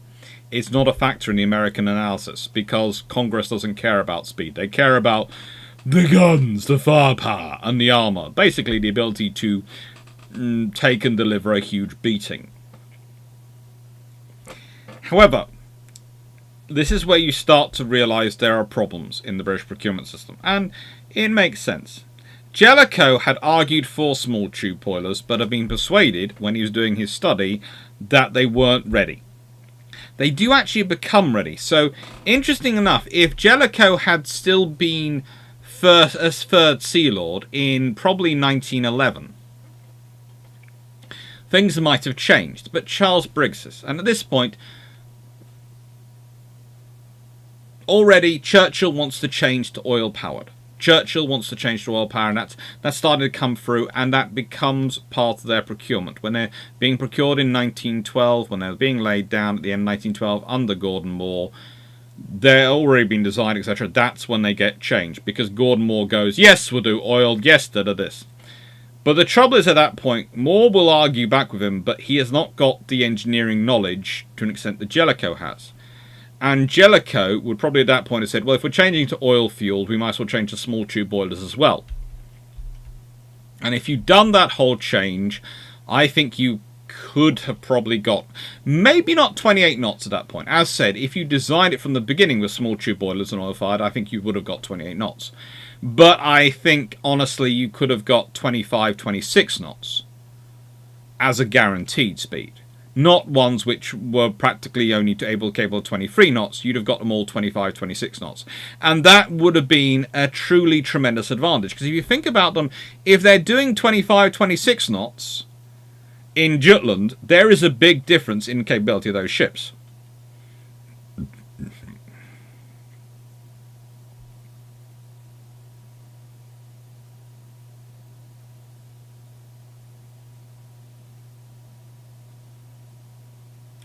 Hello, Richards. So, this is the scenario. But, again, you have the fact that the reason that Jellicoe's persuaded away is because, again, these ships have to enter service. So, if you go for large ships, it's a known quantity. Everyone knows their capabilities. You can build and plan around them. You can build a ship. They're already available, already being produced in quantity. They're a very well known and understood design. Small tubes, boilers, are more efficient. They're more power per ton, but they're not yet under widespread consumption, so they're not really under widespread availability. So this is one of those scenarios where you are trying to do a revolution, where you're bringing in, but you're having to judge it. You're having to judge everything you can do.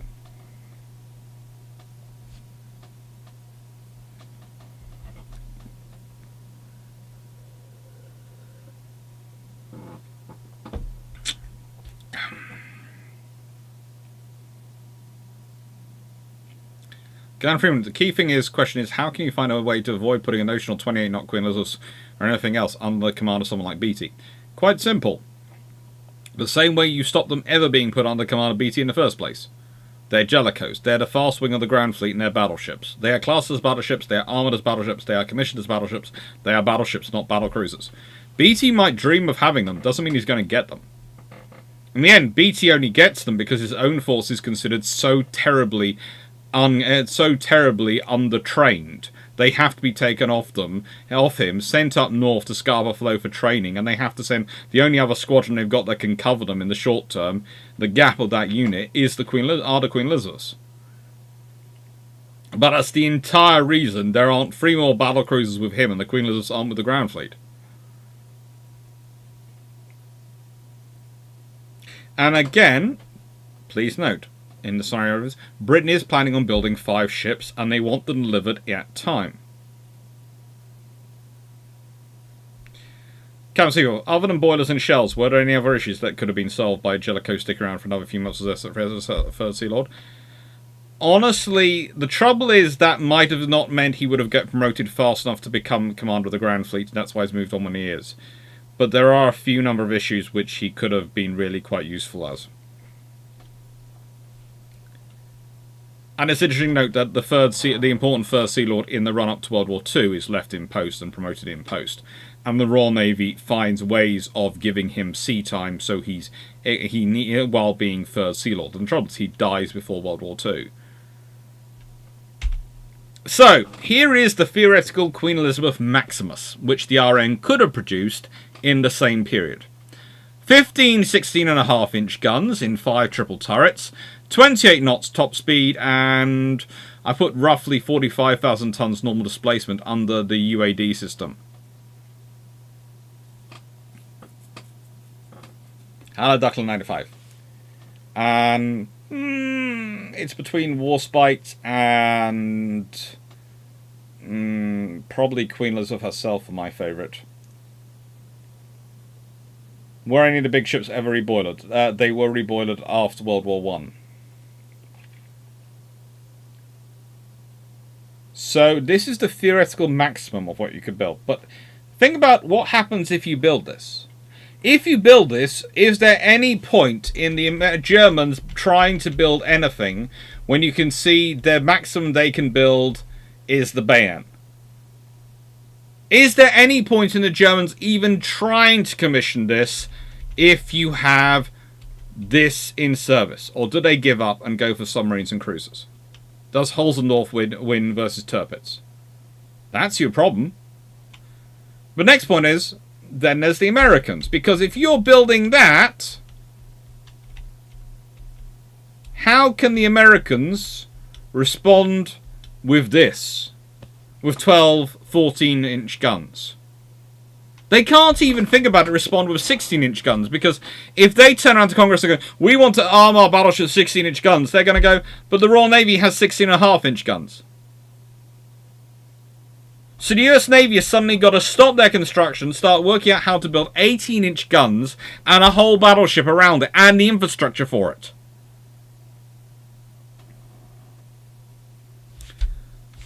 That's good. I think if you build the Queen Elizabeth Mac, you force the USN into a numbers race. That's the other option you do. You force the USN into a quantitative race. So this is the theoretical Queen Elizabeth Maximus, which they could have built. Please note, they could have built this. They could have built this. When we're looking at the point at which we're starting off the construction process, which leads to the Queen Elizabeths, you could have concentrated on the 16.5-inch guns. You could have gone with 5 turrets. Please note, I've used the traditional 5-turret layout. I've got a single funnel. This is not anything massively different from Royal Navy design. It's all there. It's 16.5-inch guns. It's 5 triple turrets. They are absolutely amazing. Please note, I have done this on UAD, and there is literally nothing they have come across which they haven't been able to annihilate from the contemporary period. But the trouble is, you build this, you've given no one else anywhere to go.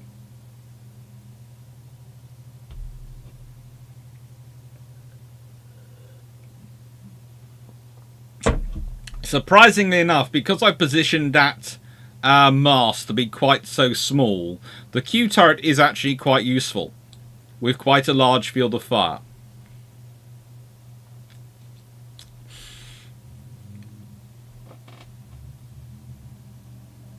Here come the Tillmans. Pretty much. Well, yeah, this is the other thing. In a nicer way, if you start off with this as your capital ships, and the Americans respond with an 18-inch ship, which is if they go the qualitative route rather than the quantitative route, then you think the Washington Naval Treaty, the maximum limit of guns, is going to be 18-inch guns. Think about that. Think how big the frigating Yamamoto equivalent would have to be in a world where all the ships were allowed to have up to 18-inch guns as standard. Think about the King George V's. Think about poor Chatfield and his love for the 14-inch gun. Think about all those Vickers salesmen. How would they sell a 14-inch gun in a world where 18 inch is the standard limit? How? How would Vickers do it?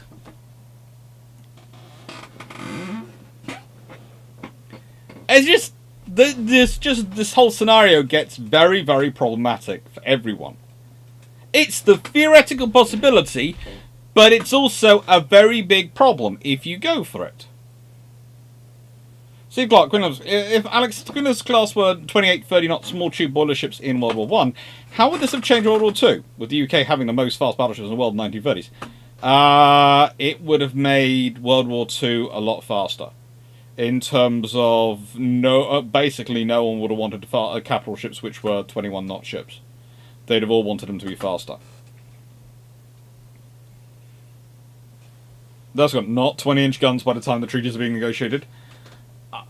No, I'm just basing it on the 15-inch ones lead to 16-inch, and then there's World War I. So basically, with these ships entering service at the same time and World War I breaking out when it does, it's probably only 18-inch gunships.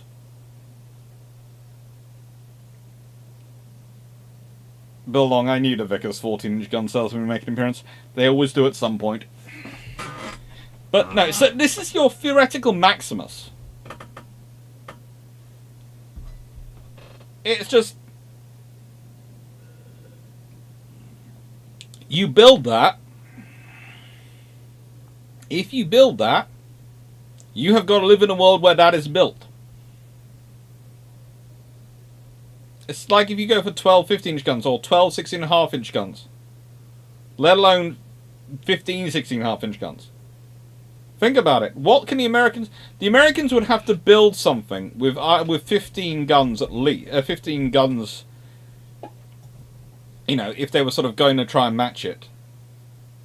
Or 12 18-inch guns. You know, the next American battleship could be a 12 18-inch gun ship. Imagine that. Imagine what the Americans would build in 1914-15 as a response to something where the Royal Navy produces having 15, 16.5-inch guns. Imagine 12, 18-inch guns. Imagine what that ship's going to look like.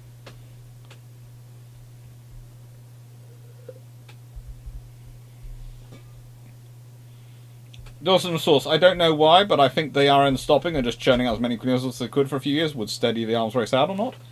It could do. It could allow it to calm down. The Americans going, well, the British aren't building anything more than 16.5-inch guns. And we've got our 18-inch gun ship, so it's fine. And could steady it out with the Americans not thinking they need to build more because they've got the qualitative advantage.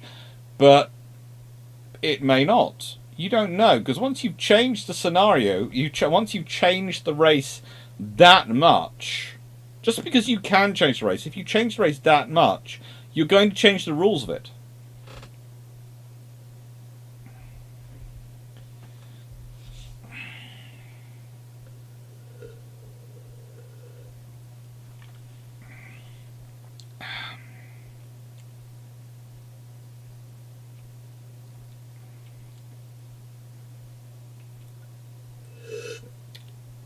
Well, let's put it this way. The trouble is, Dr. 95, is what my World War II optimal battle group would look like will depend on what other people have done to respond to this. And that's the thing. We know how the world is with the world responding to the Royal Navy producing the 8 15-inch gun Queen Elizabeth class. What are they going to be doing? What are they doing when they're responding to a ship which has 15 16.5-inch guns? What are they going to be responding to it with?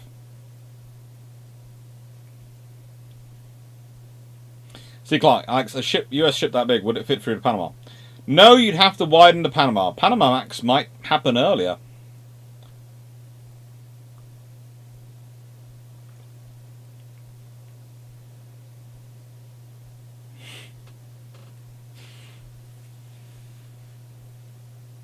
Also, no, I meant the Queen Elizabeth we got. Sorry, the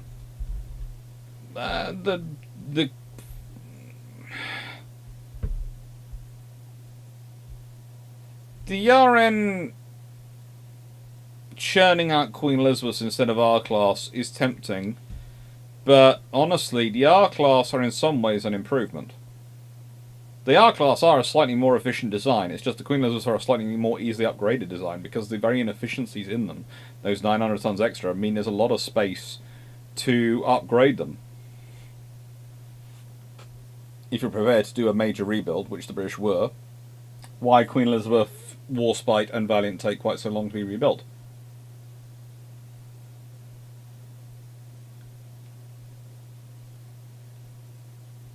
Mark Steady Roosevelt is already in Panama with a pickaxe.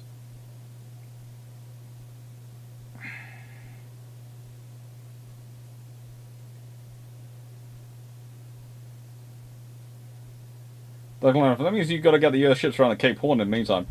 Yeah, that is the problem. If you have to either that, or you build another Panama Canal, a wider Panama Canal next to the existing Panama Canal, while using the existing Panama Canal to support its construction.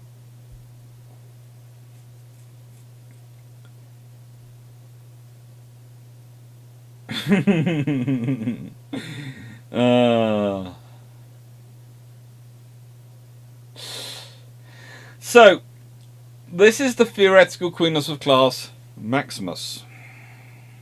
The Falkland Squadron gets a major boost. If you have one of these around, let's be honest. Don't take this the wrong way, but if you had one of these at the Battle of the Falklands, then they wouldn't need any other ship there. There is not a single thing in Von Spey's fleet which could match or even get in the same ballpark as this thing.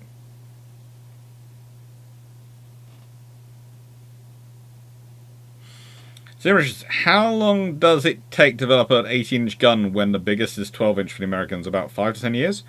The biggest for the Americans is 14 inches at this point, and they're in service. So you're probably talking about 3 to 4 years for an 18-inch gun. Our father's son, wasn't the R much cheaper than the Queen Elizabeth? Not really. It was the cheaper ship, but that's cheaper in battleship terms, not cheaper in terms of, oh, that's cheap.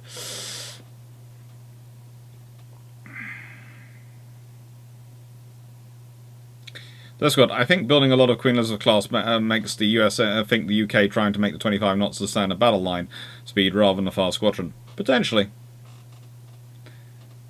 Very good. Study that monster. The world is his. Honestly, I've done exercises involving 4 of these versus Bayons. And I built 4 Bayons to fight it. And it wasn't pretty. Basically treating the Bayons as the maximum the Germans could build. Which, in their time frame, they pretty much are. It was not a good battle for the Germans. I also have done one where I took on pretty much the most powerful battle cruiser they could have theoretically built, and I basically churned out 8 of them to fight them. And again, it was not a good thing. That's the other option the Germans go for. They go for an entire battlecruiser fleet. Yamato is the admiral. Honestly, both would be quite slightly changed by this scenario. Sorry, Darius. Yamato. Yeah, I know. I sometimes get them mixed up. Hello, Brandon Larson. No, Stephen Richards, when the Queen Elizabeths are laid down, the USN are building... In the same year they laid down the Queen Elizabeths, the Americans are building the Nevadas, which have 14-inch guns. And the next year, their response is the Pennsylvania class, which have 12 14-inch guns. So they have 14-inch guns at this point. That's good. Also, the US is probably already developing the 16s for the Colorados at this point, so there are some initial works on them. They haven't started it. They pushed the 16s into overdrive once the British produced the 15-inch guns. So going up to 18-inch isn't as big a jump from what is being worked on. No, it isn't.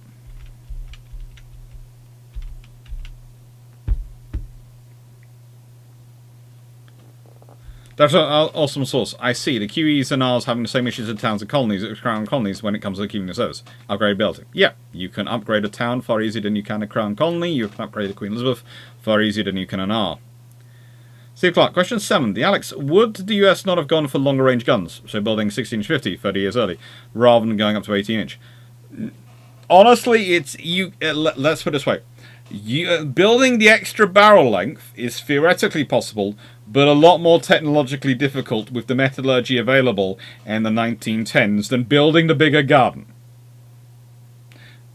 This is the scenario you're dealing with. The British also looked at that when they were upgrading to 15-inch, because they were considering 15-inch 45, 15-inch the variations, even a 15-inch 48. But the trouble is, the 15-inch 42 they could do with the metallurgy available. So going for a 16-inch 50 sounds like a great idea until you try to actually do it from a metallurgical point of view at the time. Marison doesn't surprise me that's killing Bayons. You've built a ship that's close to the power level of 1940s Montana in 1914. Yeah, it has an impact. And please note, if Knight 6831 is still watching this,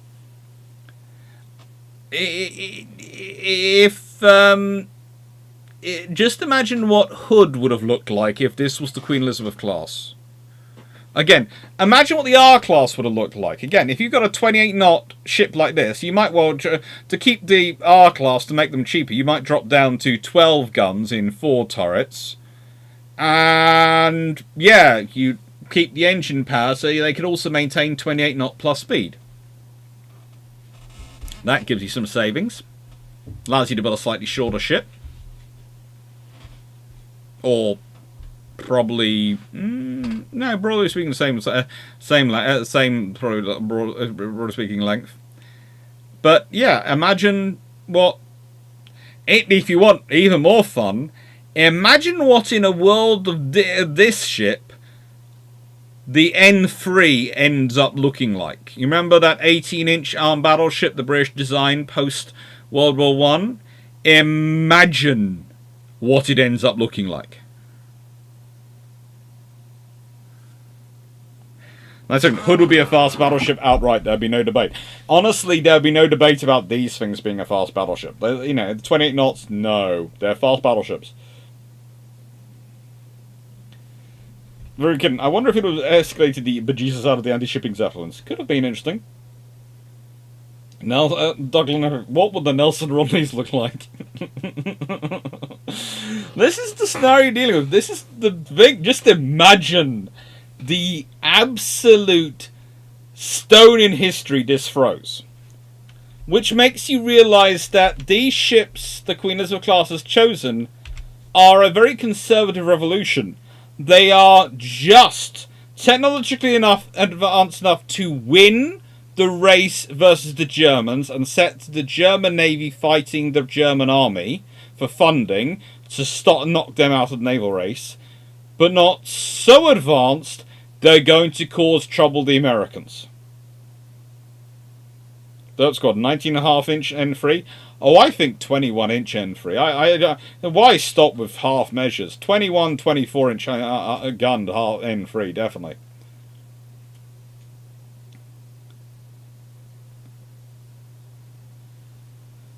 I guess you need such a thick-walled bar to be sufficiently solid that a bigger hole in it didn't account.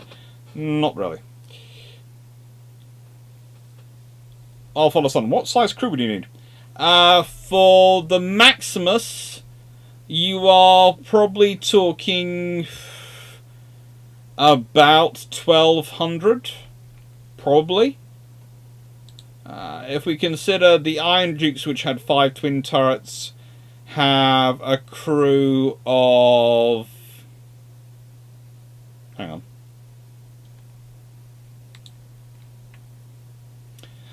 The complement of about roughly 1,000 to 1,100.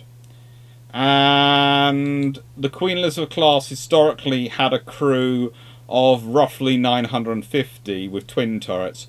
So I think a crew of roughly 1,200 with the 5 triple turrets probably makes about sense.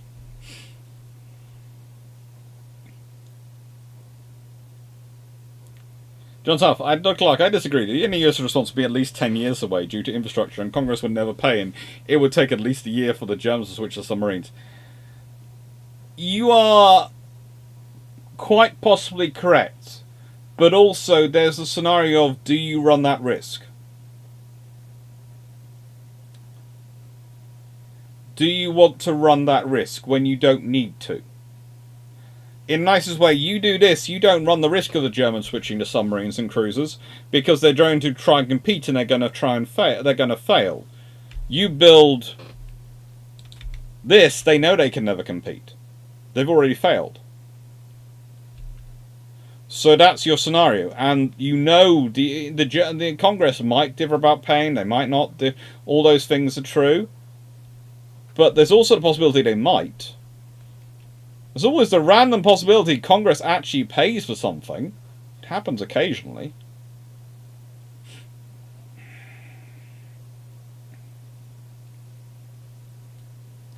I mean, about Queen Elizabeth and pre-Queen Elizabeth. The world would definitely be changed. I think the Queen Elizabeth would actually be called fast battleships rather than the dreadnoughts, and I think that would be. That it would be a case of, this is the dreadnought era, 1905 to 1914, and 1914 onwards is the fast battleship era, with the Queen Elizabeths. Stephen Richards, would the Hood get built as a Queen Elizabeth style 16.5-inch gun ships? Well, something would probably get built at that point. The thing is, with 16.5-inch guns are the biggest practical caliber in the time period. As Ryan Drack points out, the speed of loading is low on an 80-inch guns, even with 1930s tech. True. It's low. It's low in the 18-inch gun load, so 16.5-inch is the biggest practical caliber. And the British would have 15-gun ships.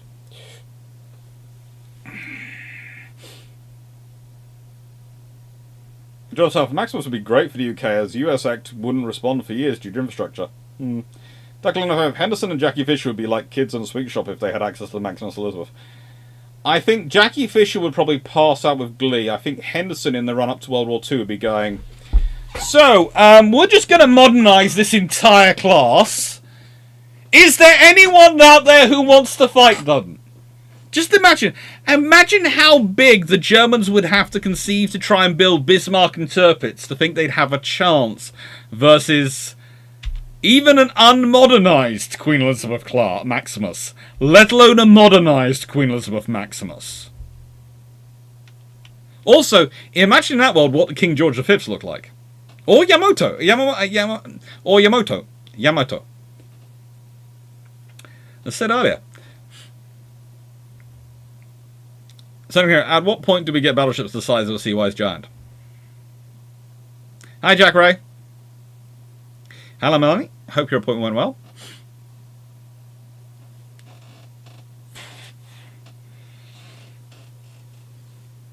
Yeah, it's a case of you do this. The British do this. They are opening up. If the British go with the Queen Elizabeth Maximus, and okay, let's say it is delivered on time, that everything does go to plan, it proceeds like it does with the 15-inch guns in terms of producing them, the small tube boilers work out fine as they probably would have done historically. So they've got the speed, they've got the triple turrets, they've got the yards which can build it, they build them all, which they did have the yards that could have built them, but they sort of build them all, and they build them in. You're probably looking at roughly, instead of £3 million ships, you're probably looking at about £3.5–4 million ships. And if you do build 5 or 6 of these, you have built 5 or 6 ships which can literally take on the entire fleets of what you had before. And by the way, I should point out, like with the Royal Navy, we're looking at the 13-inch armour for dealing with 15-inch guns. I armoured them for their 16.5-inch guns at the same range, so they have 14.5-inch thick armour belts. And they have, because of the way UAD works, they have 14-inch thick turrets. So, yeah. This thing would take a beating.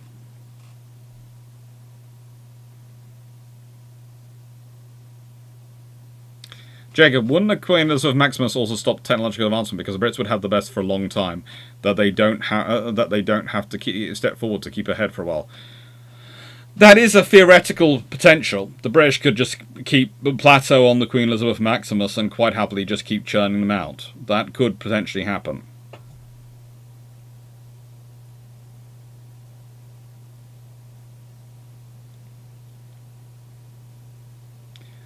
Jade Happy Warren, the King George V's would still have 14-inch guns, but they'd have 32 in quad mounts. Oh, good lord. Let's see. Let's work that out. You'd be done. Seriously, you'd be on the grounds of needing about 24 probably to equal the 16.5-inch guns. So you probably need 6 quad mounts for a King George V to max in against them.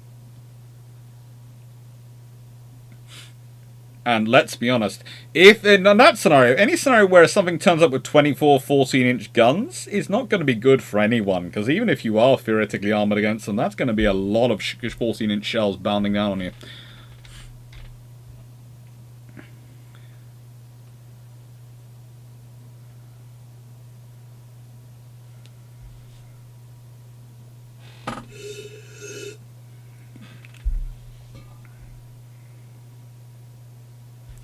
John South, during the entirety of World War I, the Germany built 360 U-boats. Did they have the industry to build a real threat? Okay, especially as it takes time to retool the yards. The UK can build a lot more escorts.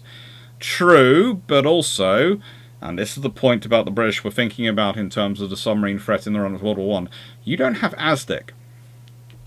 You don't have depth charges, really. I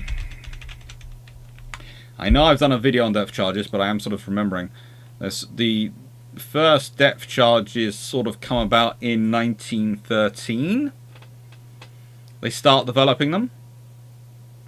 and their actually first effective depth charge is not available till January 1916. And that's with the effect of World War One.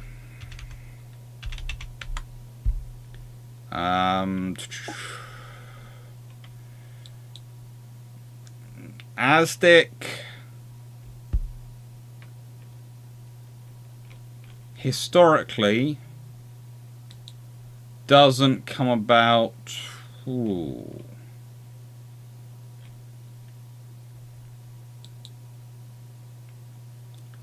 Well, it starts being developed in World War One, but it doesn't get into service really until after World War until 1920s. So that's your problem with submarines.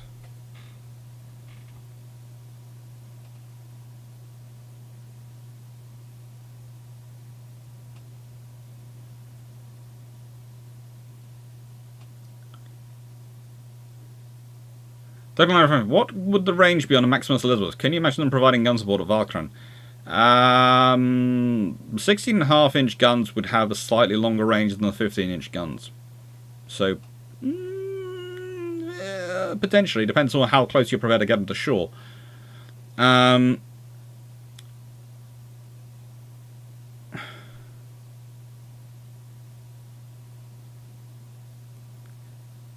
Actually, that's 32 guns on a ship, even with quads is 8 turrets. So I should go with quads with 6. That would be hilarious. Yeah.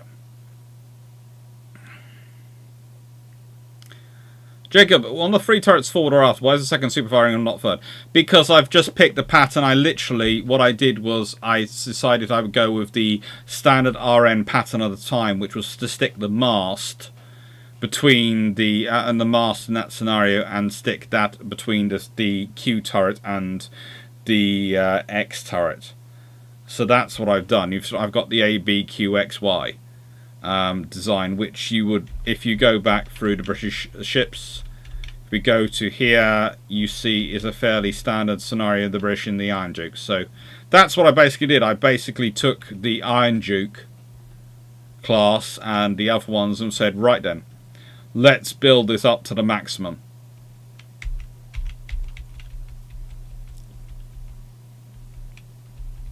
And that's what created this.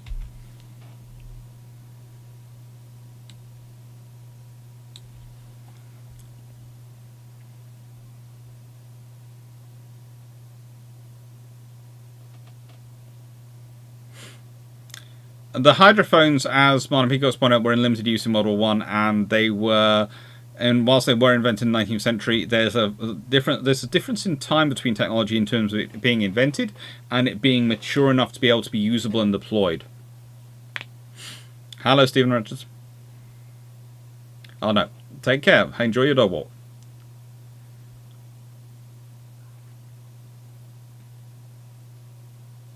Jack Ray, were there any shipyards that built a battleship type sequentially rather than in parallel?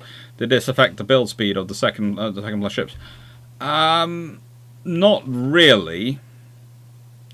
There are, well, with the Queen Elizabeth class, the interesting thing is, of course, that Queen Elizabeth is built by Her Majesty's Dockyard Portsmouth. Warspite is built in Dockyard in Devonport. Valiant in Fairfield Clydebank, Barham is built by John Brown in Clydebank, and Malaya is built by Armstrong Whitworth at Tyneside.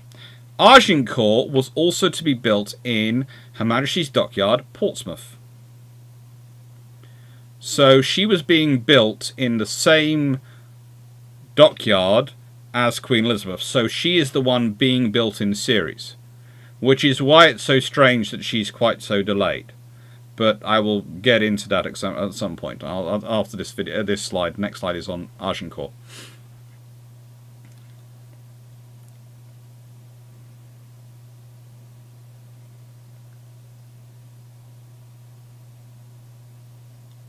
Jacob, the fifth turret evolved out of midship turret, so that's why it's a lower turret, because of building tradition. Yep.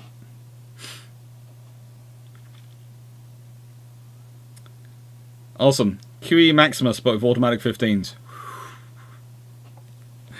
Look, thankfully they didn't have auto-loading capability, because if I factored that into the 16.5-inch guns, basically I had to be very careful when I was doing UAD in what exact setting I selected for the guns, because it was very tempting to select the maximum possible gun capability.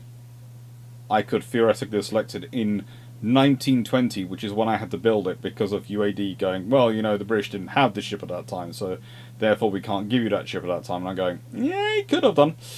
But, you know, it works.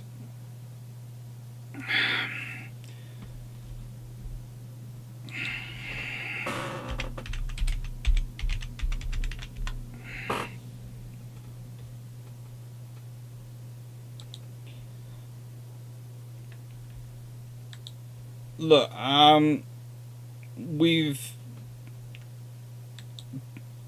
How do I put this? Nice to go, everyone. We've, as I understand it, and as I saw this myself a couple of hours before I went dog walking, actually when I was walking the dogs, the World War II submarine USS Albacore has been identified. They found it. But the thing is, until we've done a far more detailed archaeological survey, we will have no idea what this could potentially tell us. So it's a case of, yay, we found the wreck. That tells us where it is. That tells us virtually nothing else. So until we've done a lot more work, there is no point in anyone saying anything, because you need to send down some archaeologists to go and do some checking before you can start talking about that. Does God, would it be possible to have had the Q turret super firing directly behind a deck level X turret with Y on the drop deck level hood for a free turret super firing left out? You could theoretically, but I doubt the British would have built that way, because if you build that way, you couldn't put in a lot of tensions into the ship design. Cutting down decks can introduce tensions into the hull and also make problems with pitching and its purpose and waves. And honestly, I think they probably go with this way.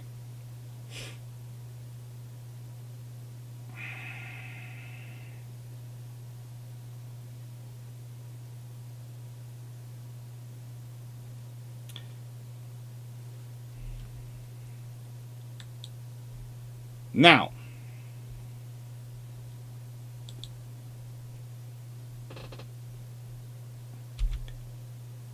take care, Duckland95.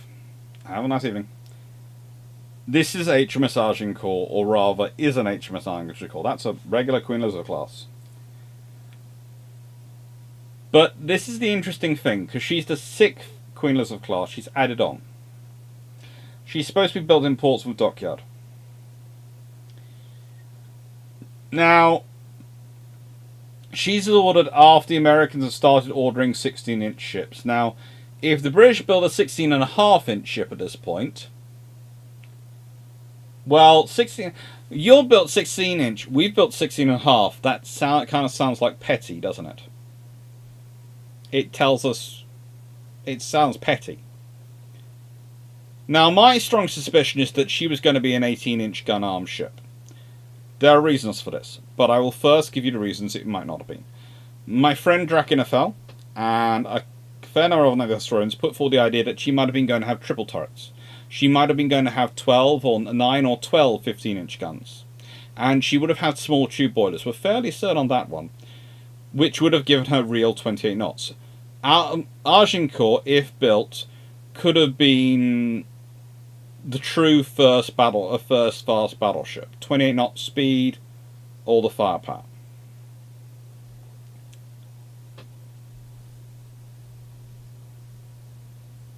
Now, here is the thing. Why do I say my suspicion, though, is that she's got 18-inch guns? And why are we so certain of small tube boilers?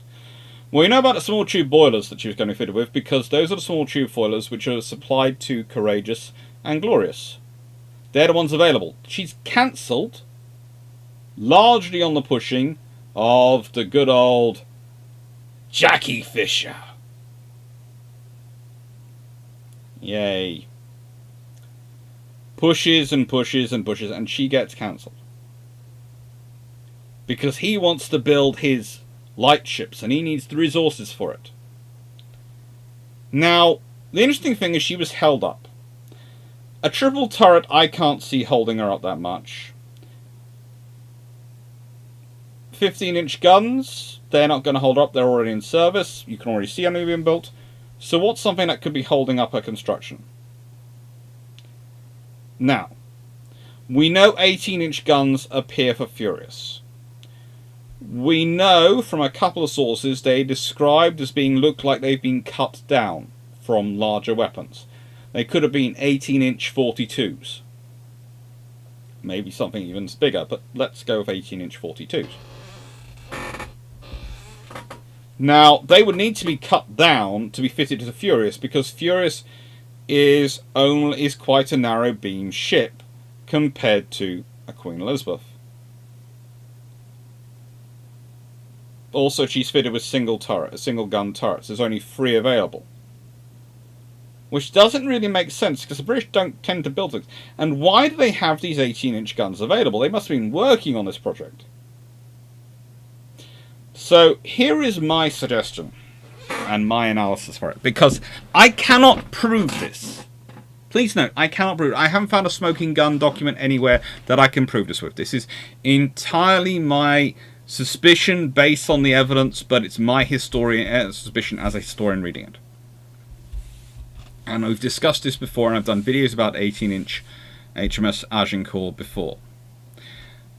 We know that when they produce the Renown, they are looking for the minimum number of guns, and they know the minimum number of guns they say, oh, we can do is 6 guns. 6 is the minimum. Well, there are no studies involving a 6-gun 15-inch ship. Renown's just done it. There are no studies done on it. But they say they've had a study which proves it, which 6 guns on the minimum. Which suggests to me they're looking for a 6 guns or something else. Well, you could, on a slightly modified Queen Elizabeth class hull, fit 6 18-inch guns in 3 twin turrets. You could do that. That also makes sense you having 3 guns available, because you're halfway through the production run of the guns you're building. And that's what they produce. They produce 3 barrels. 3 18-inch gun barrels. So, why? Well, think about it again for the British versus the Americans in terms of the qualitative race. Think of Agincourt as laid down prior to World War I beginning. The British have won the race versus the Americans, but they still have the qualitative race. We're on the race versus the Germans. They still have the qualitative race going against the Americans. So think about Agincourt as being the next step in the qualitative race. The Americans are building 16-inch ships. The British can't jump to 16.5-inch because that looks kind of weak versus 16-inch. That looks like you're going, well, I'm just a bit better than you.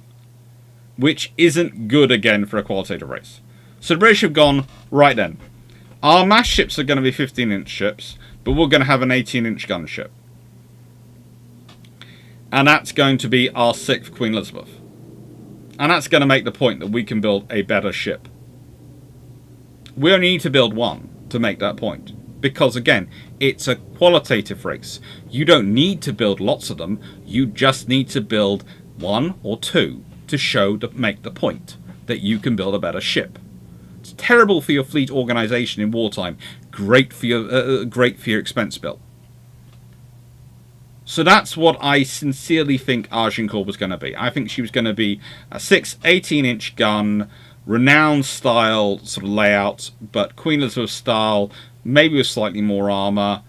Although there isn't really much point in having much better armour, but probably they would have had a bit of better armour. And small tube boilers. So she probably would have been capable of 28 knots. Would have been armoured as a battleship, but have 6 18-inch guns. She would have been really interesting in terms of where they fit her. Put her in the fleet. She could have ended up being with the battlecruiser force. She could have ended up being BT's flagship. Lord help her. Or she could have ended up being Jellicoe's flagship, because Jellicoe was the one who pushed her for her. So it could have been at the Battle of Jutland, if she had been completed in time, that Jellicoe's flagship, instead of being Iron Joke, could have been Agincourt with 6 18-inch guns. And we can all imagine what he would have done with that.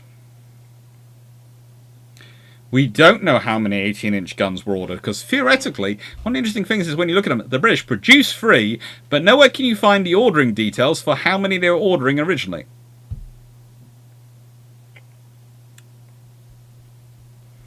Agincourt was laid down. I don't know about the Canadian Queen Elizabeth, but Agincourt was laid down. She's just cancelled, but she was laid down. There are various interesting details which go around about whether she was or wasn't, but we're fairly certain, we're very sure she was laid down.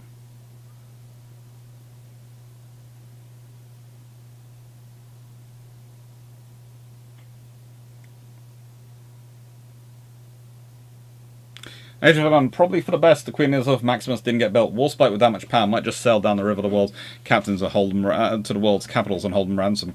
I'm just thinking, actually, more likely what would have happened in the various battles in World War II, let alone the battles in World War I, if Warspite has that much power as their baseline.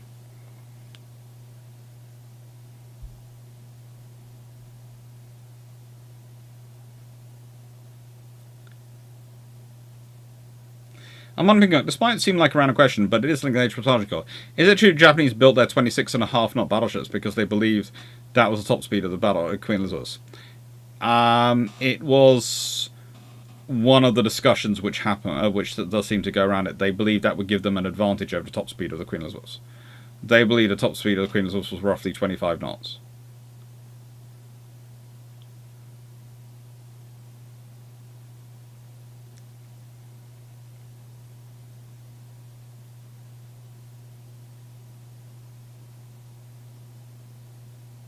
Wouldn't Agincourt have been a repeat Queen Elizabeth? There's the trouble with that, because if she's a repeat Queen Elizabeth Knight 6831, why are they saying they're running into technological difficulties, which is why they, and she won't be completed in time, which is why they won't finish her and cancel her? Their excuse for cancelling her. And also, why is she not getting the same boilers as the other Queen Elizabeth class? Why does the RN... The RN has a lot of 15-inch turrets going around. I do admit that. They do have a lot of 15-inch turrets going around. You can say, well, Courageous and Glorious get their 15-inch turrets from somewhere. They do, but we can actually find the order details for those. They're not part... we can find the order details for those. The order details for Agincourt's turrets, you can't really find the details of. Those turrets seem to disappear into the ether. Now, it could be that she is just a repeat Queen Elizabeth. But, and she was just, the only change to her was going to be the small tube boilers. It could be that. But there again, there's the fact that she has started in beginning of 1914. So you would expect it to be fairly far along and quite easy and quick to complete. Because again, it's the second Queen Elizabeth that Portsmouth Dockyard is building. Basically, Portsmouth Dockyard has already built HMS Queen Elizabeth, and they managed to churn that out, laid down 21st of October 1912, launched 16th of October 1913, and commissioned 22nd of December 1914. So it took them less than a year to actually take from laying down to launching the first HMS Queen Elizabeth. That was the first ship built of the design. And yet you're telling me that the ship they laid down in December 1913, possibly as late as January 1914, but could have been as early as November 1913, they are having trouble with completing? Yet she's supposed to be a repeat of what they were ordering before. Now, it's a reasonable point of discussion. It's not a plausible one. It's reasonable because anyone can have trouble with completing it, but Her Majesty's Dockyard Portsmouth, one of the premier dockyards in the world, one of the Royal Navy's best dockyard, a dockyard chosen, hand-picked from all the dockyards to build the very first Queen Elizabeth class, can't finish the sixth and last one. I'm not a conspiracy theorist, but I am cynical enough that there is something not adding up here. Leslie Mitchell, where were the 18-inch guns made? Ellswick Ordnance Company. Seems to be where they sort of orbit around.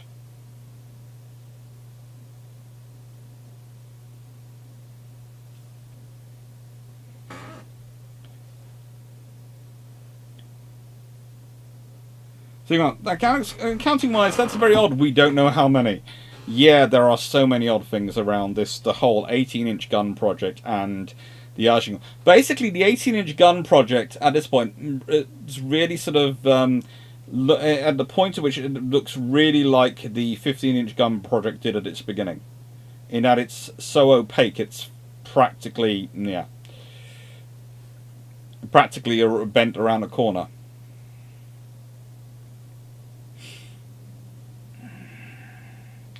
Ronan, does an 18-inch gunship affect the run-up to World War One?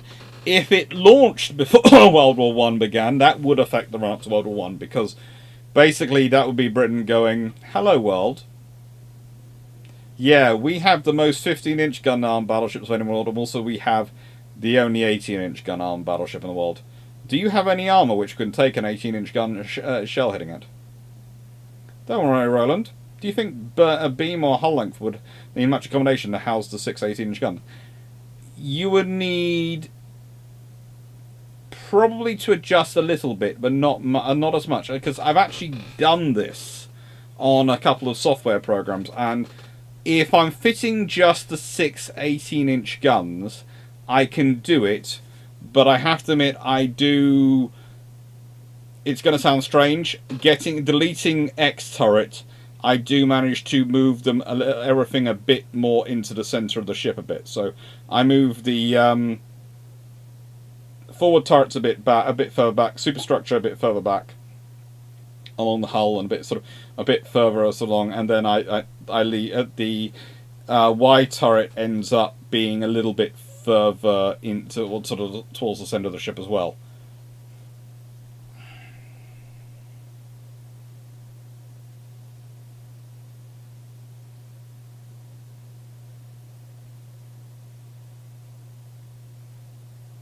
Monrigan, so the 039. HMS Agincourt wasn't fully finalised as the RM was waiting to see what the QEs were. The change from coal to oil firing should have increased the speed of the ships. In technical acumen, could have been a possibility that some in the RN thought the QEs would have been faster than 25 knots following the change to oil firing. No, because they actually had very good accurate estimations from the DNC. In fact, the DNC was only out by a quarter of a knot on their overall analysis of what they thought it would become, because of the changes that have gone through. Very good. She's using the new power plant derived from the power source that was salvaged from the Martians. That's and maybe she was supposed to be the resistance subclass, to be the Avengers, but an improved version. Not. I doubt it. And I doubt the Resistance weren't really supposed to be a... the Resistance class comes up, some people keep talking about them, but honestly, they don't seem to be much of a reality when you can look at Royal Navy design structures. Ronan, also random question. Did gun foundries have independent power supplies? I feel like they'd have to, considering the consequences of power failure. They did have all sorts of things in the gun foundries. But also, they often generated their own... were entirely responsible for generating their own power and stuff. They'd have their own everything because of the sheer amount of stuff they were burning.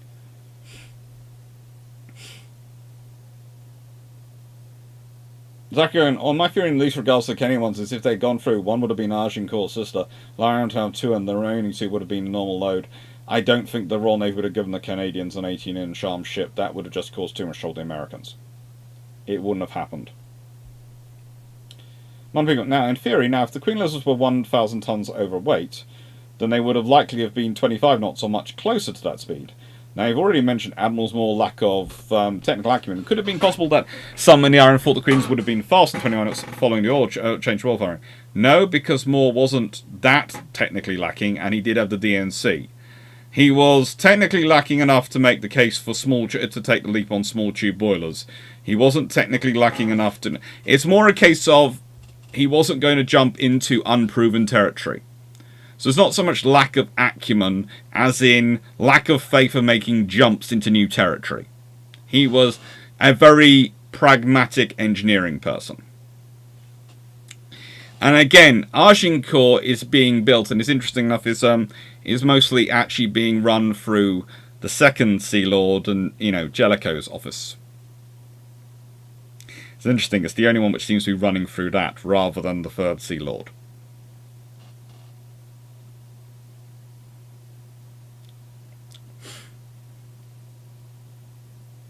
So what happens to the Rio de Janeiro class dreadnought that was Agincourt? Well, if it's bought by the Royal Navy, it's given a different name. If it's not, it goes and becomes the Rio de Janeiro class dreadnought of the Brazilian Navy.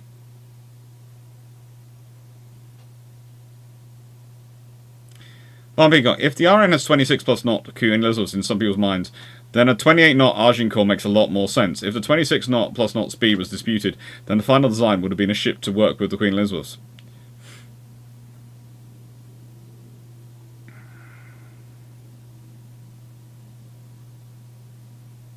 This week, was the naming of the Brazilian Agincourt a way to hide the story of the 18-inch Agincourt? I do find it interesting how quickly that name is moved to another ship. And it does make it slightly more difficult to find stuff, as a lot of stuff is replaced with the new Agincourt. I doubt oil firing would have that much impact on top speed. It does greatly improve your ability to sustain full speed. Yep, especially in this period. That's more of a case than anything else. DNC, Director of Naval Construction. Peacock, oil firing is a lot more efficient than coal and burns a lot hotter. Hotter fuel should lead to higher steam pressure. If you have boilers to take count of it, remember again, that's once you get onto the higher pressure boilers. You're jumping level. You're going from... remember, the boilers fitted in the Queen Elizabeths are the large tube types. Okay? Not the small tube type boilers. And definitely not the later high pressure boilers you get in the 1930s and 40s and 50s. So... what you're looking for is possible, but that is down the evolutionary track a bit.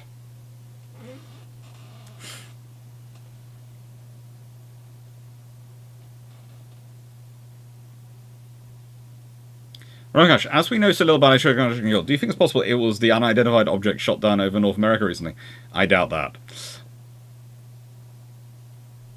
Independent power site. How about own on-site power plants? Pretty much that's, as I said, was what the gun foundries tended to have, pretty much. True of a large factories at the time, the electric grid couldn't cope with the industrial demands. Yep, that's good. They tended to be moving coal around. Let's be honest, most of those factories tended to have their own direct connection to the railway line. And coal and everything be moved straight in. And it was actually quite a secure system for moving stuff around. The amount of stuff which could get put on trains loaded in the dark of night and would travel the length of the country in the dark. And no one would ever see what was on their back.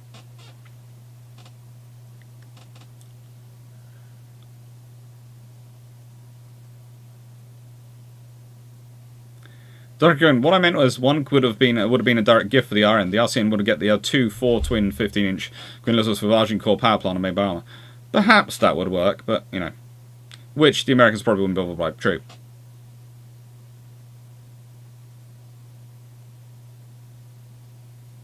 That's good. The Royal Navy has a name list though, and if the Agincourt was next on the list, it makes sense to give it to Agincourt, like how the King George V's were named as Admiral class.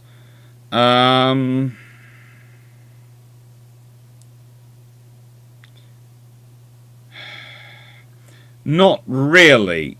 The ship naming committee doesn't work like that. They aren't working through a list. I wish the ship naming committee were working like that, as it would be far more predictable, but they don't. And they didn't work like that this time.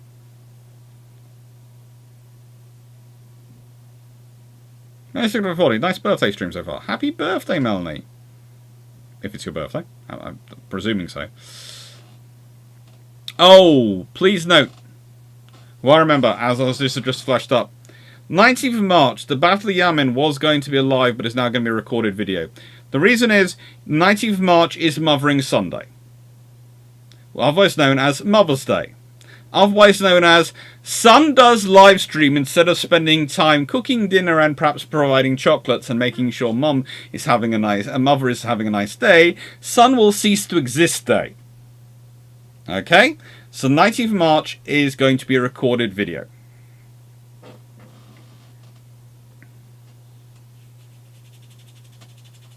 Happy birthday, Melanie. And so yes, 19th of March is going to be, it's Mother's Day, so that will be a recorded video now, not a live.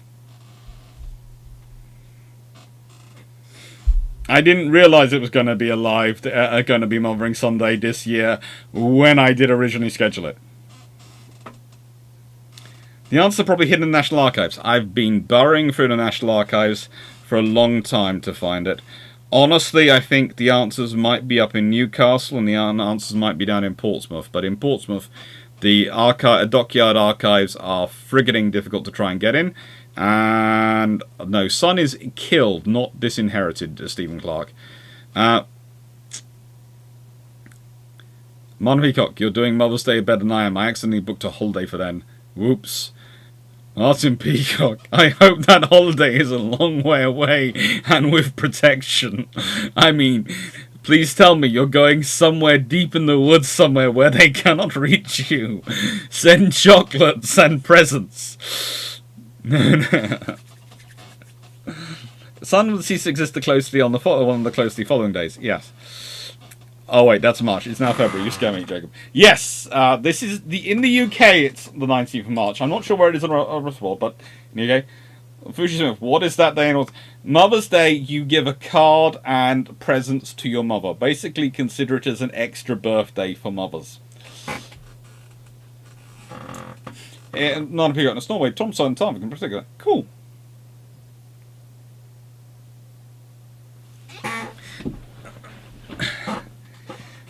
Yeah,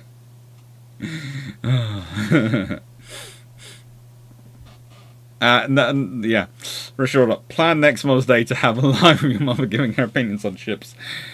Oh, good lord. She gets even more into them than I do.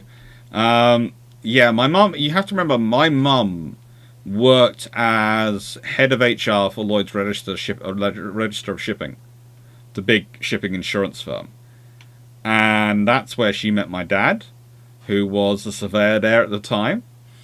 And she knows her ships.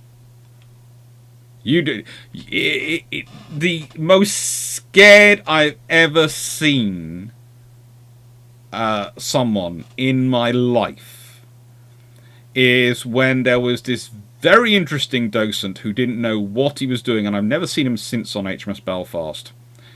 Sitting there spouting off on a tour, and my mum was going to me, he's saying the wrong stuff. I was going, no, yes, he is, but I've already been, this year, I have been banned by the Imperial War Museum twice. I can't do it.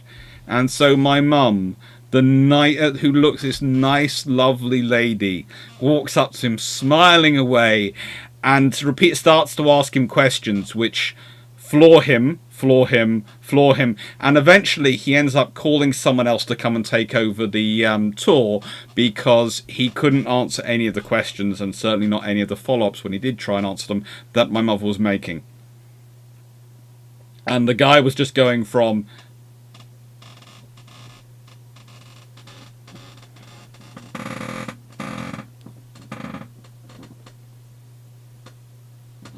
So yeah, my mum is good.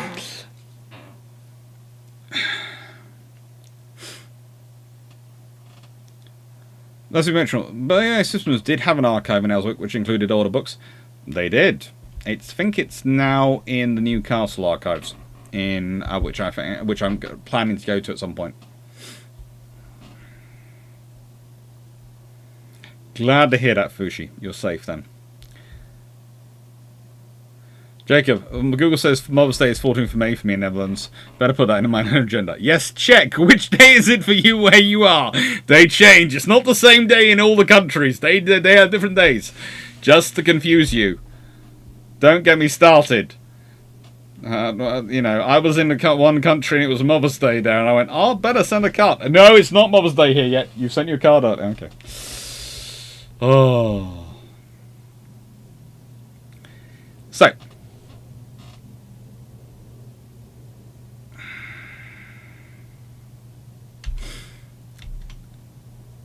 I hope you've enjoyed it.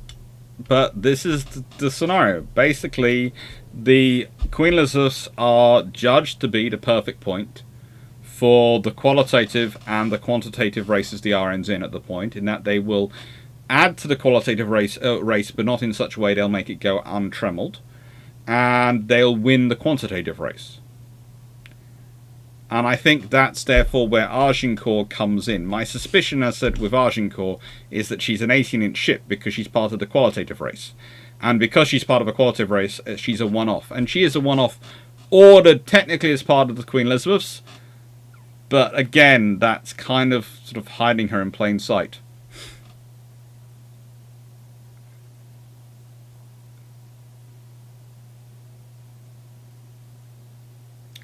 It's 14th of the 14th of May in Chechnya too. Cool. I'm presuming that's Chechnya. Yeah. I'm presuming it's Chechnya because of the. Check the fuck yeah. No, it's Chechnya. I've had to hold off making comments in Imperial War Museum myself. I like the artifacts, but some of it's a bit simplistic. World War I is much better than it was though. Yeah.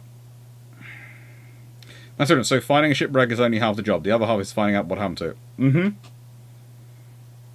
Found it is good. You know what you're dealing with to deal with it. But actually being able to go and look at it, that's a different thing. That is a different scenario. So.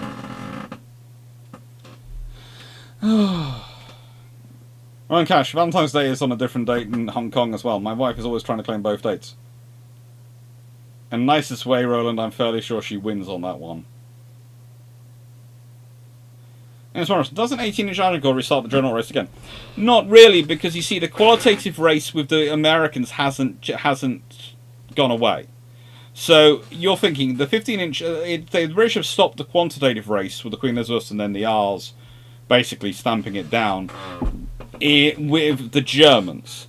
But they haven't stopped the qualitative race with the Americans because you can't really stop the qualitative race with the Americans. Well, you could have gone, as we've talked about, there is the potential that the Queen Elizabeth Maximus would have done that, but there's also the potential it would make it go untrammeled.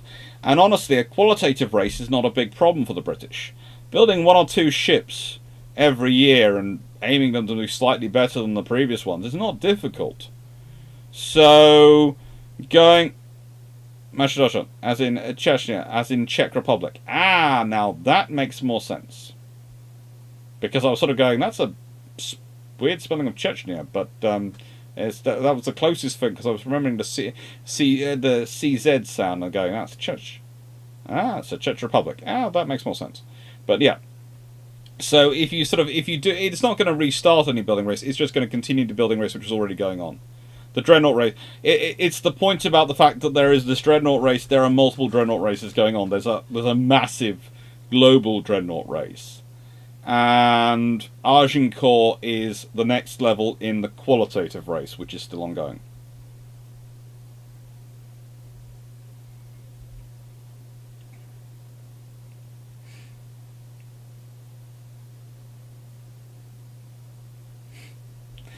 John Taft, now on 31 donuts.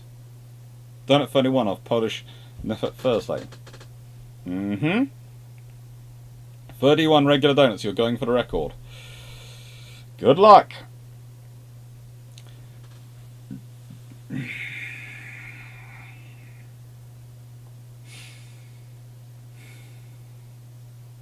Okay, thanks.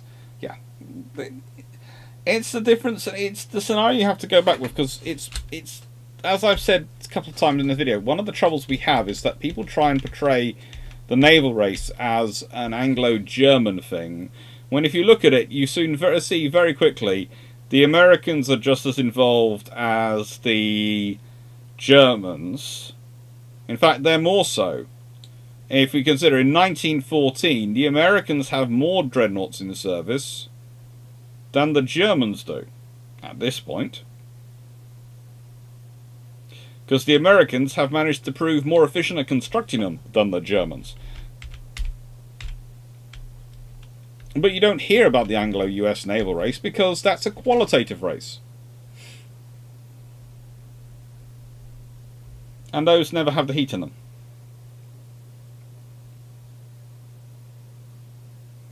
Right.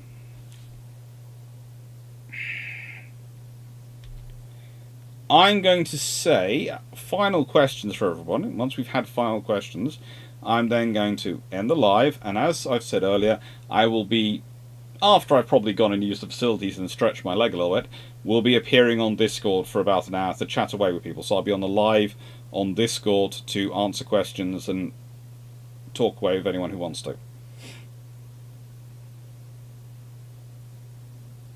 I was asking, only had 4 today. One on the floors away from home. Company didn't want to send a courier. Terrible. It's Fat Thursday and Polish is a Polish tradition. And I may not be Polish, but I live here, so I'm taking part. Good for you.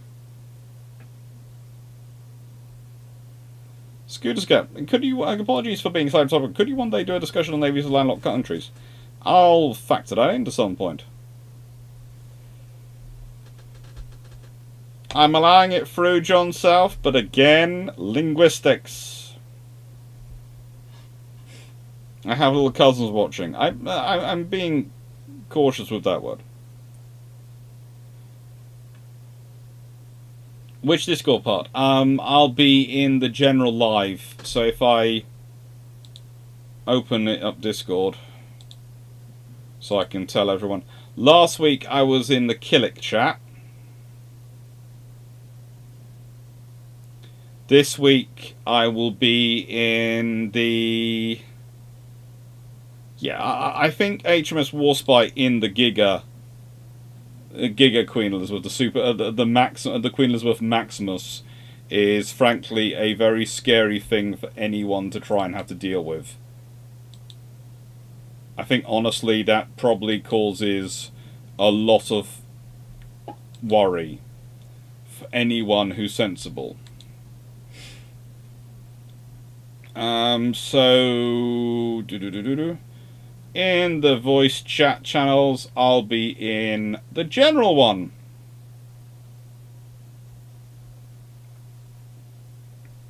Actually, no. I might be in a naval history chat time. Let's see. Does that? Let me check if that's open to everyone. But that does seem to be open to everyone, so that's probably what I'll go to naval history chat. That's where I'll be. Alright, but as said, I'm going to quickly dash off to the facilities, and then I will answer. If you are on Discord, if you're on the server, I will answer questions and chat away if you want to for about now while I'm sorting things out. Anyway, thank you very much for watching. Thank you, Steve Clarke. Thank you, Ian Morrison. Thank you, Melanie1640. Thank you, John South. Runon. Thank you, Jack Ray. Thank you, Derp Squad. Thank you, 96831. Thank you, Martin Peacock, for sending in the question in the first place.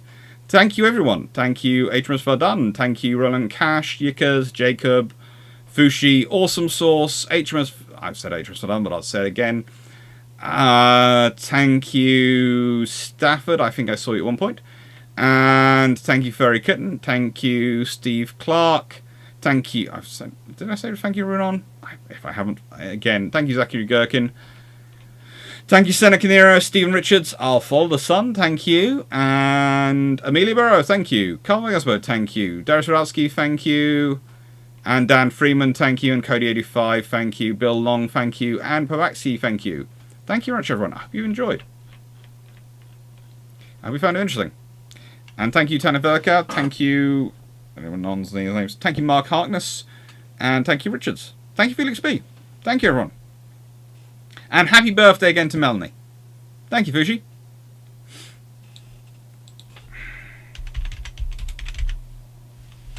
Thank you, Just Funk.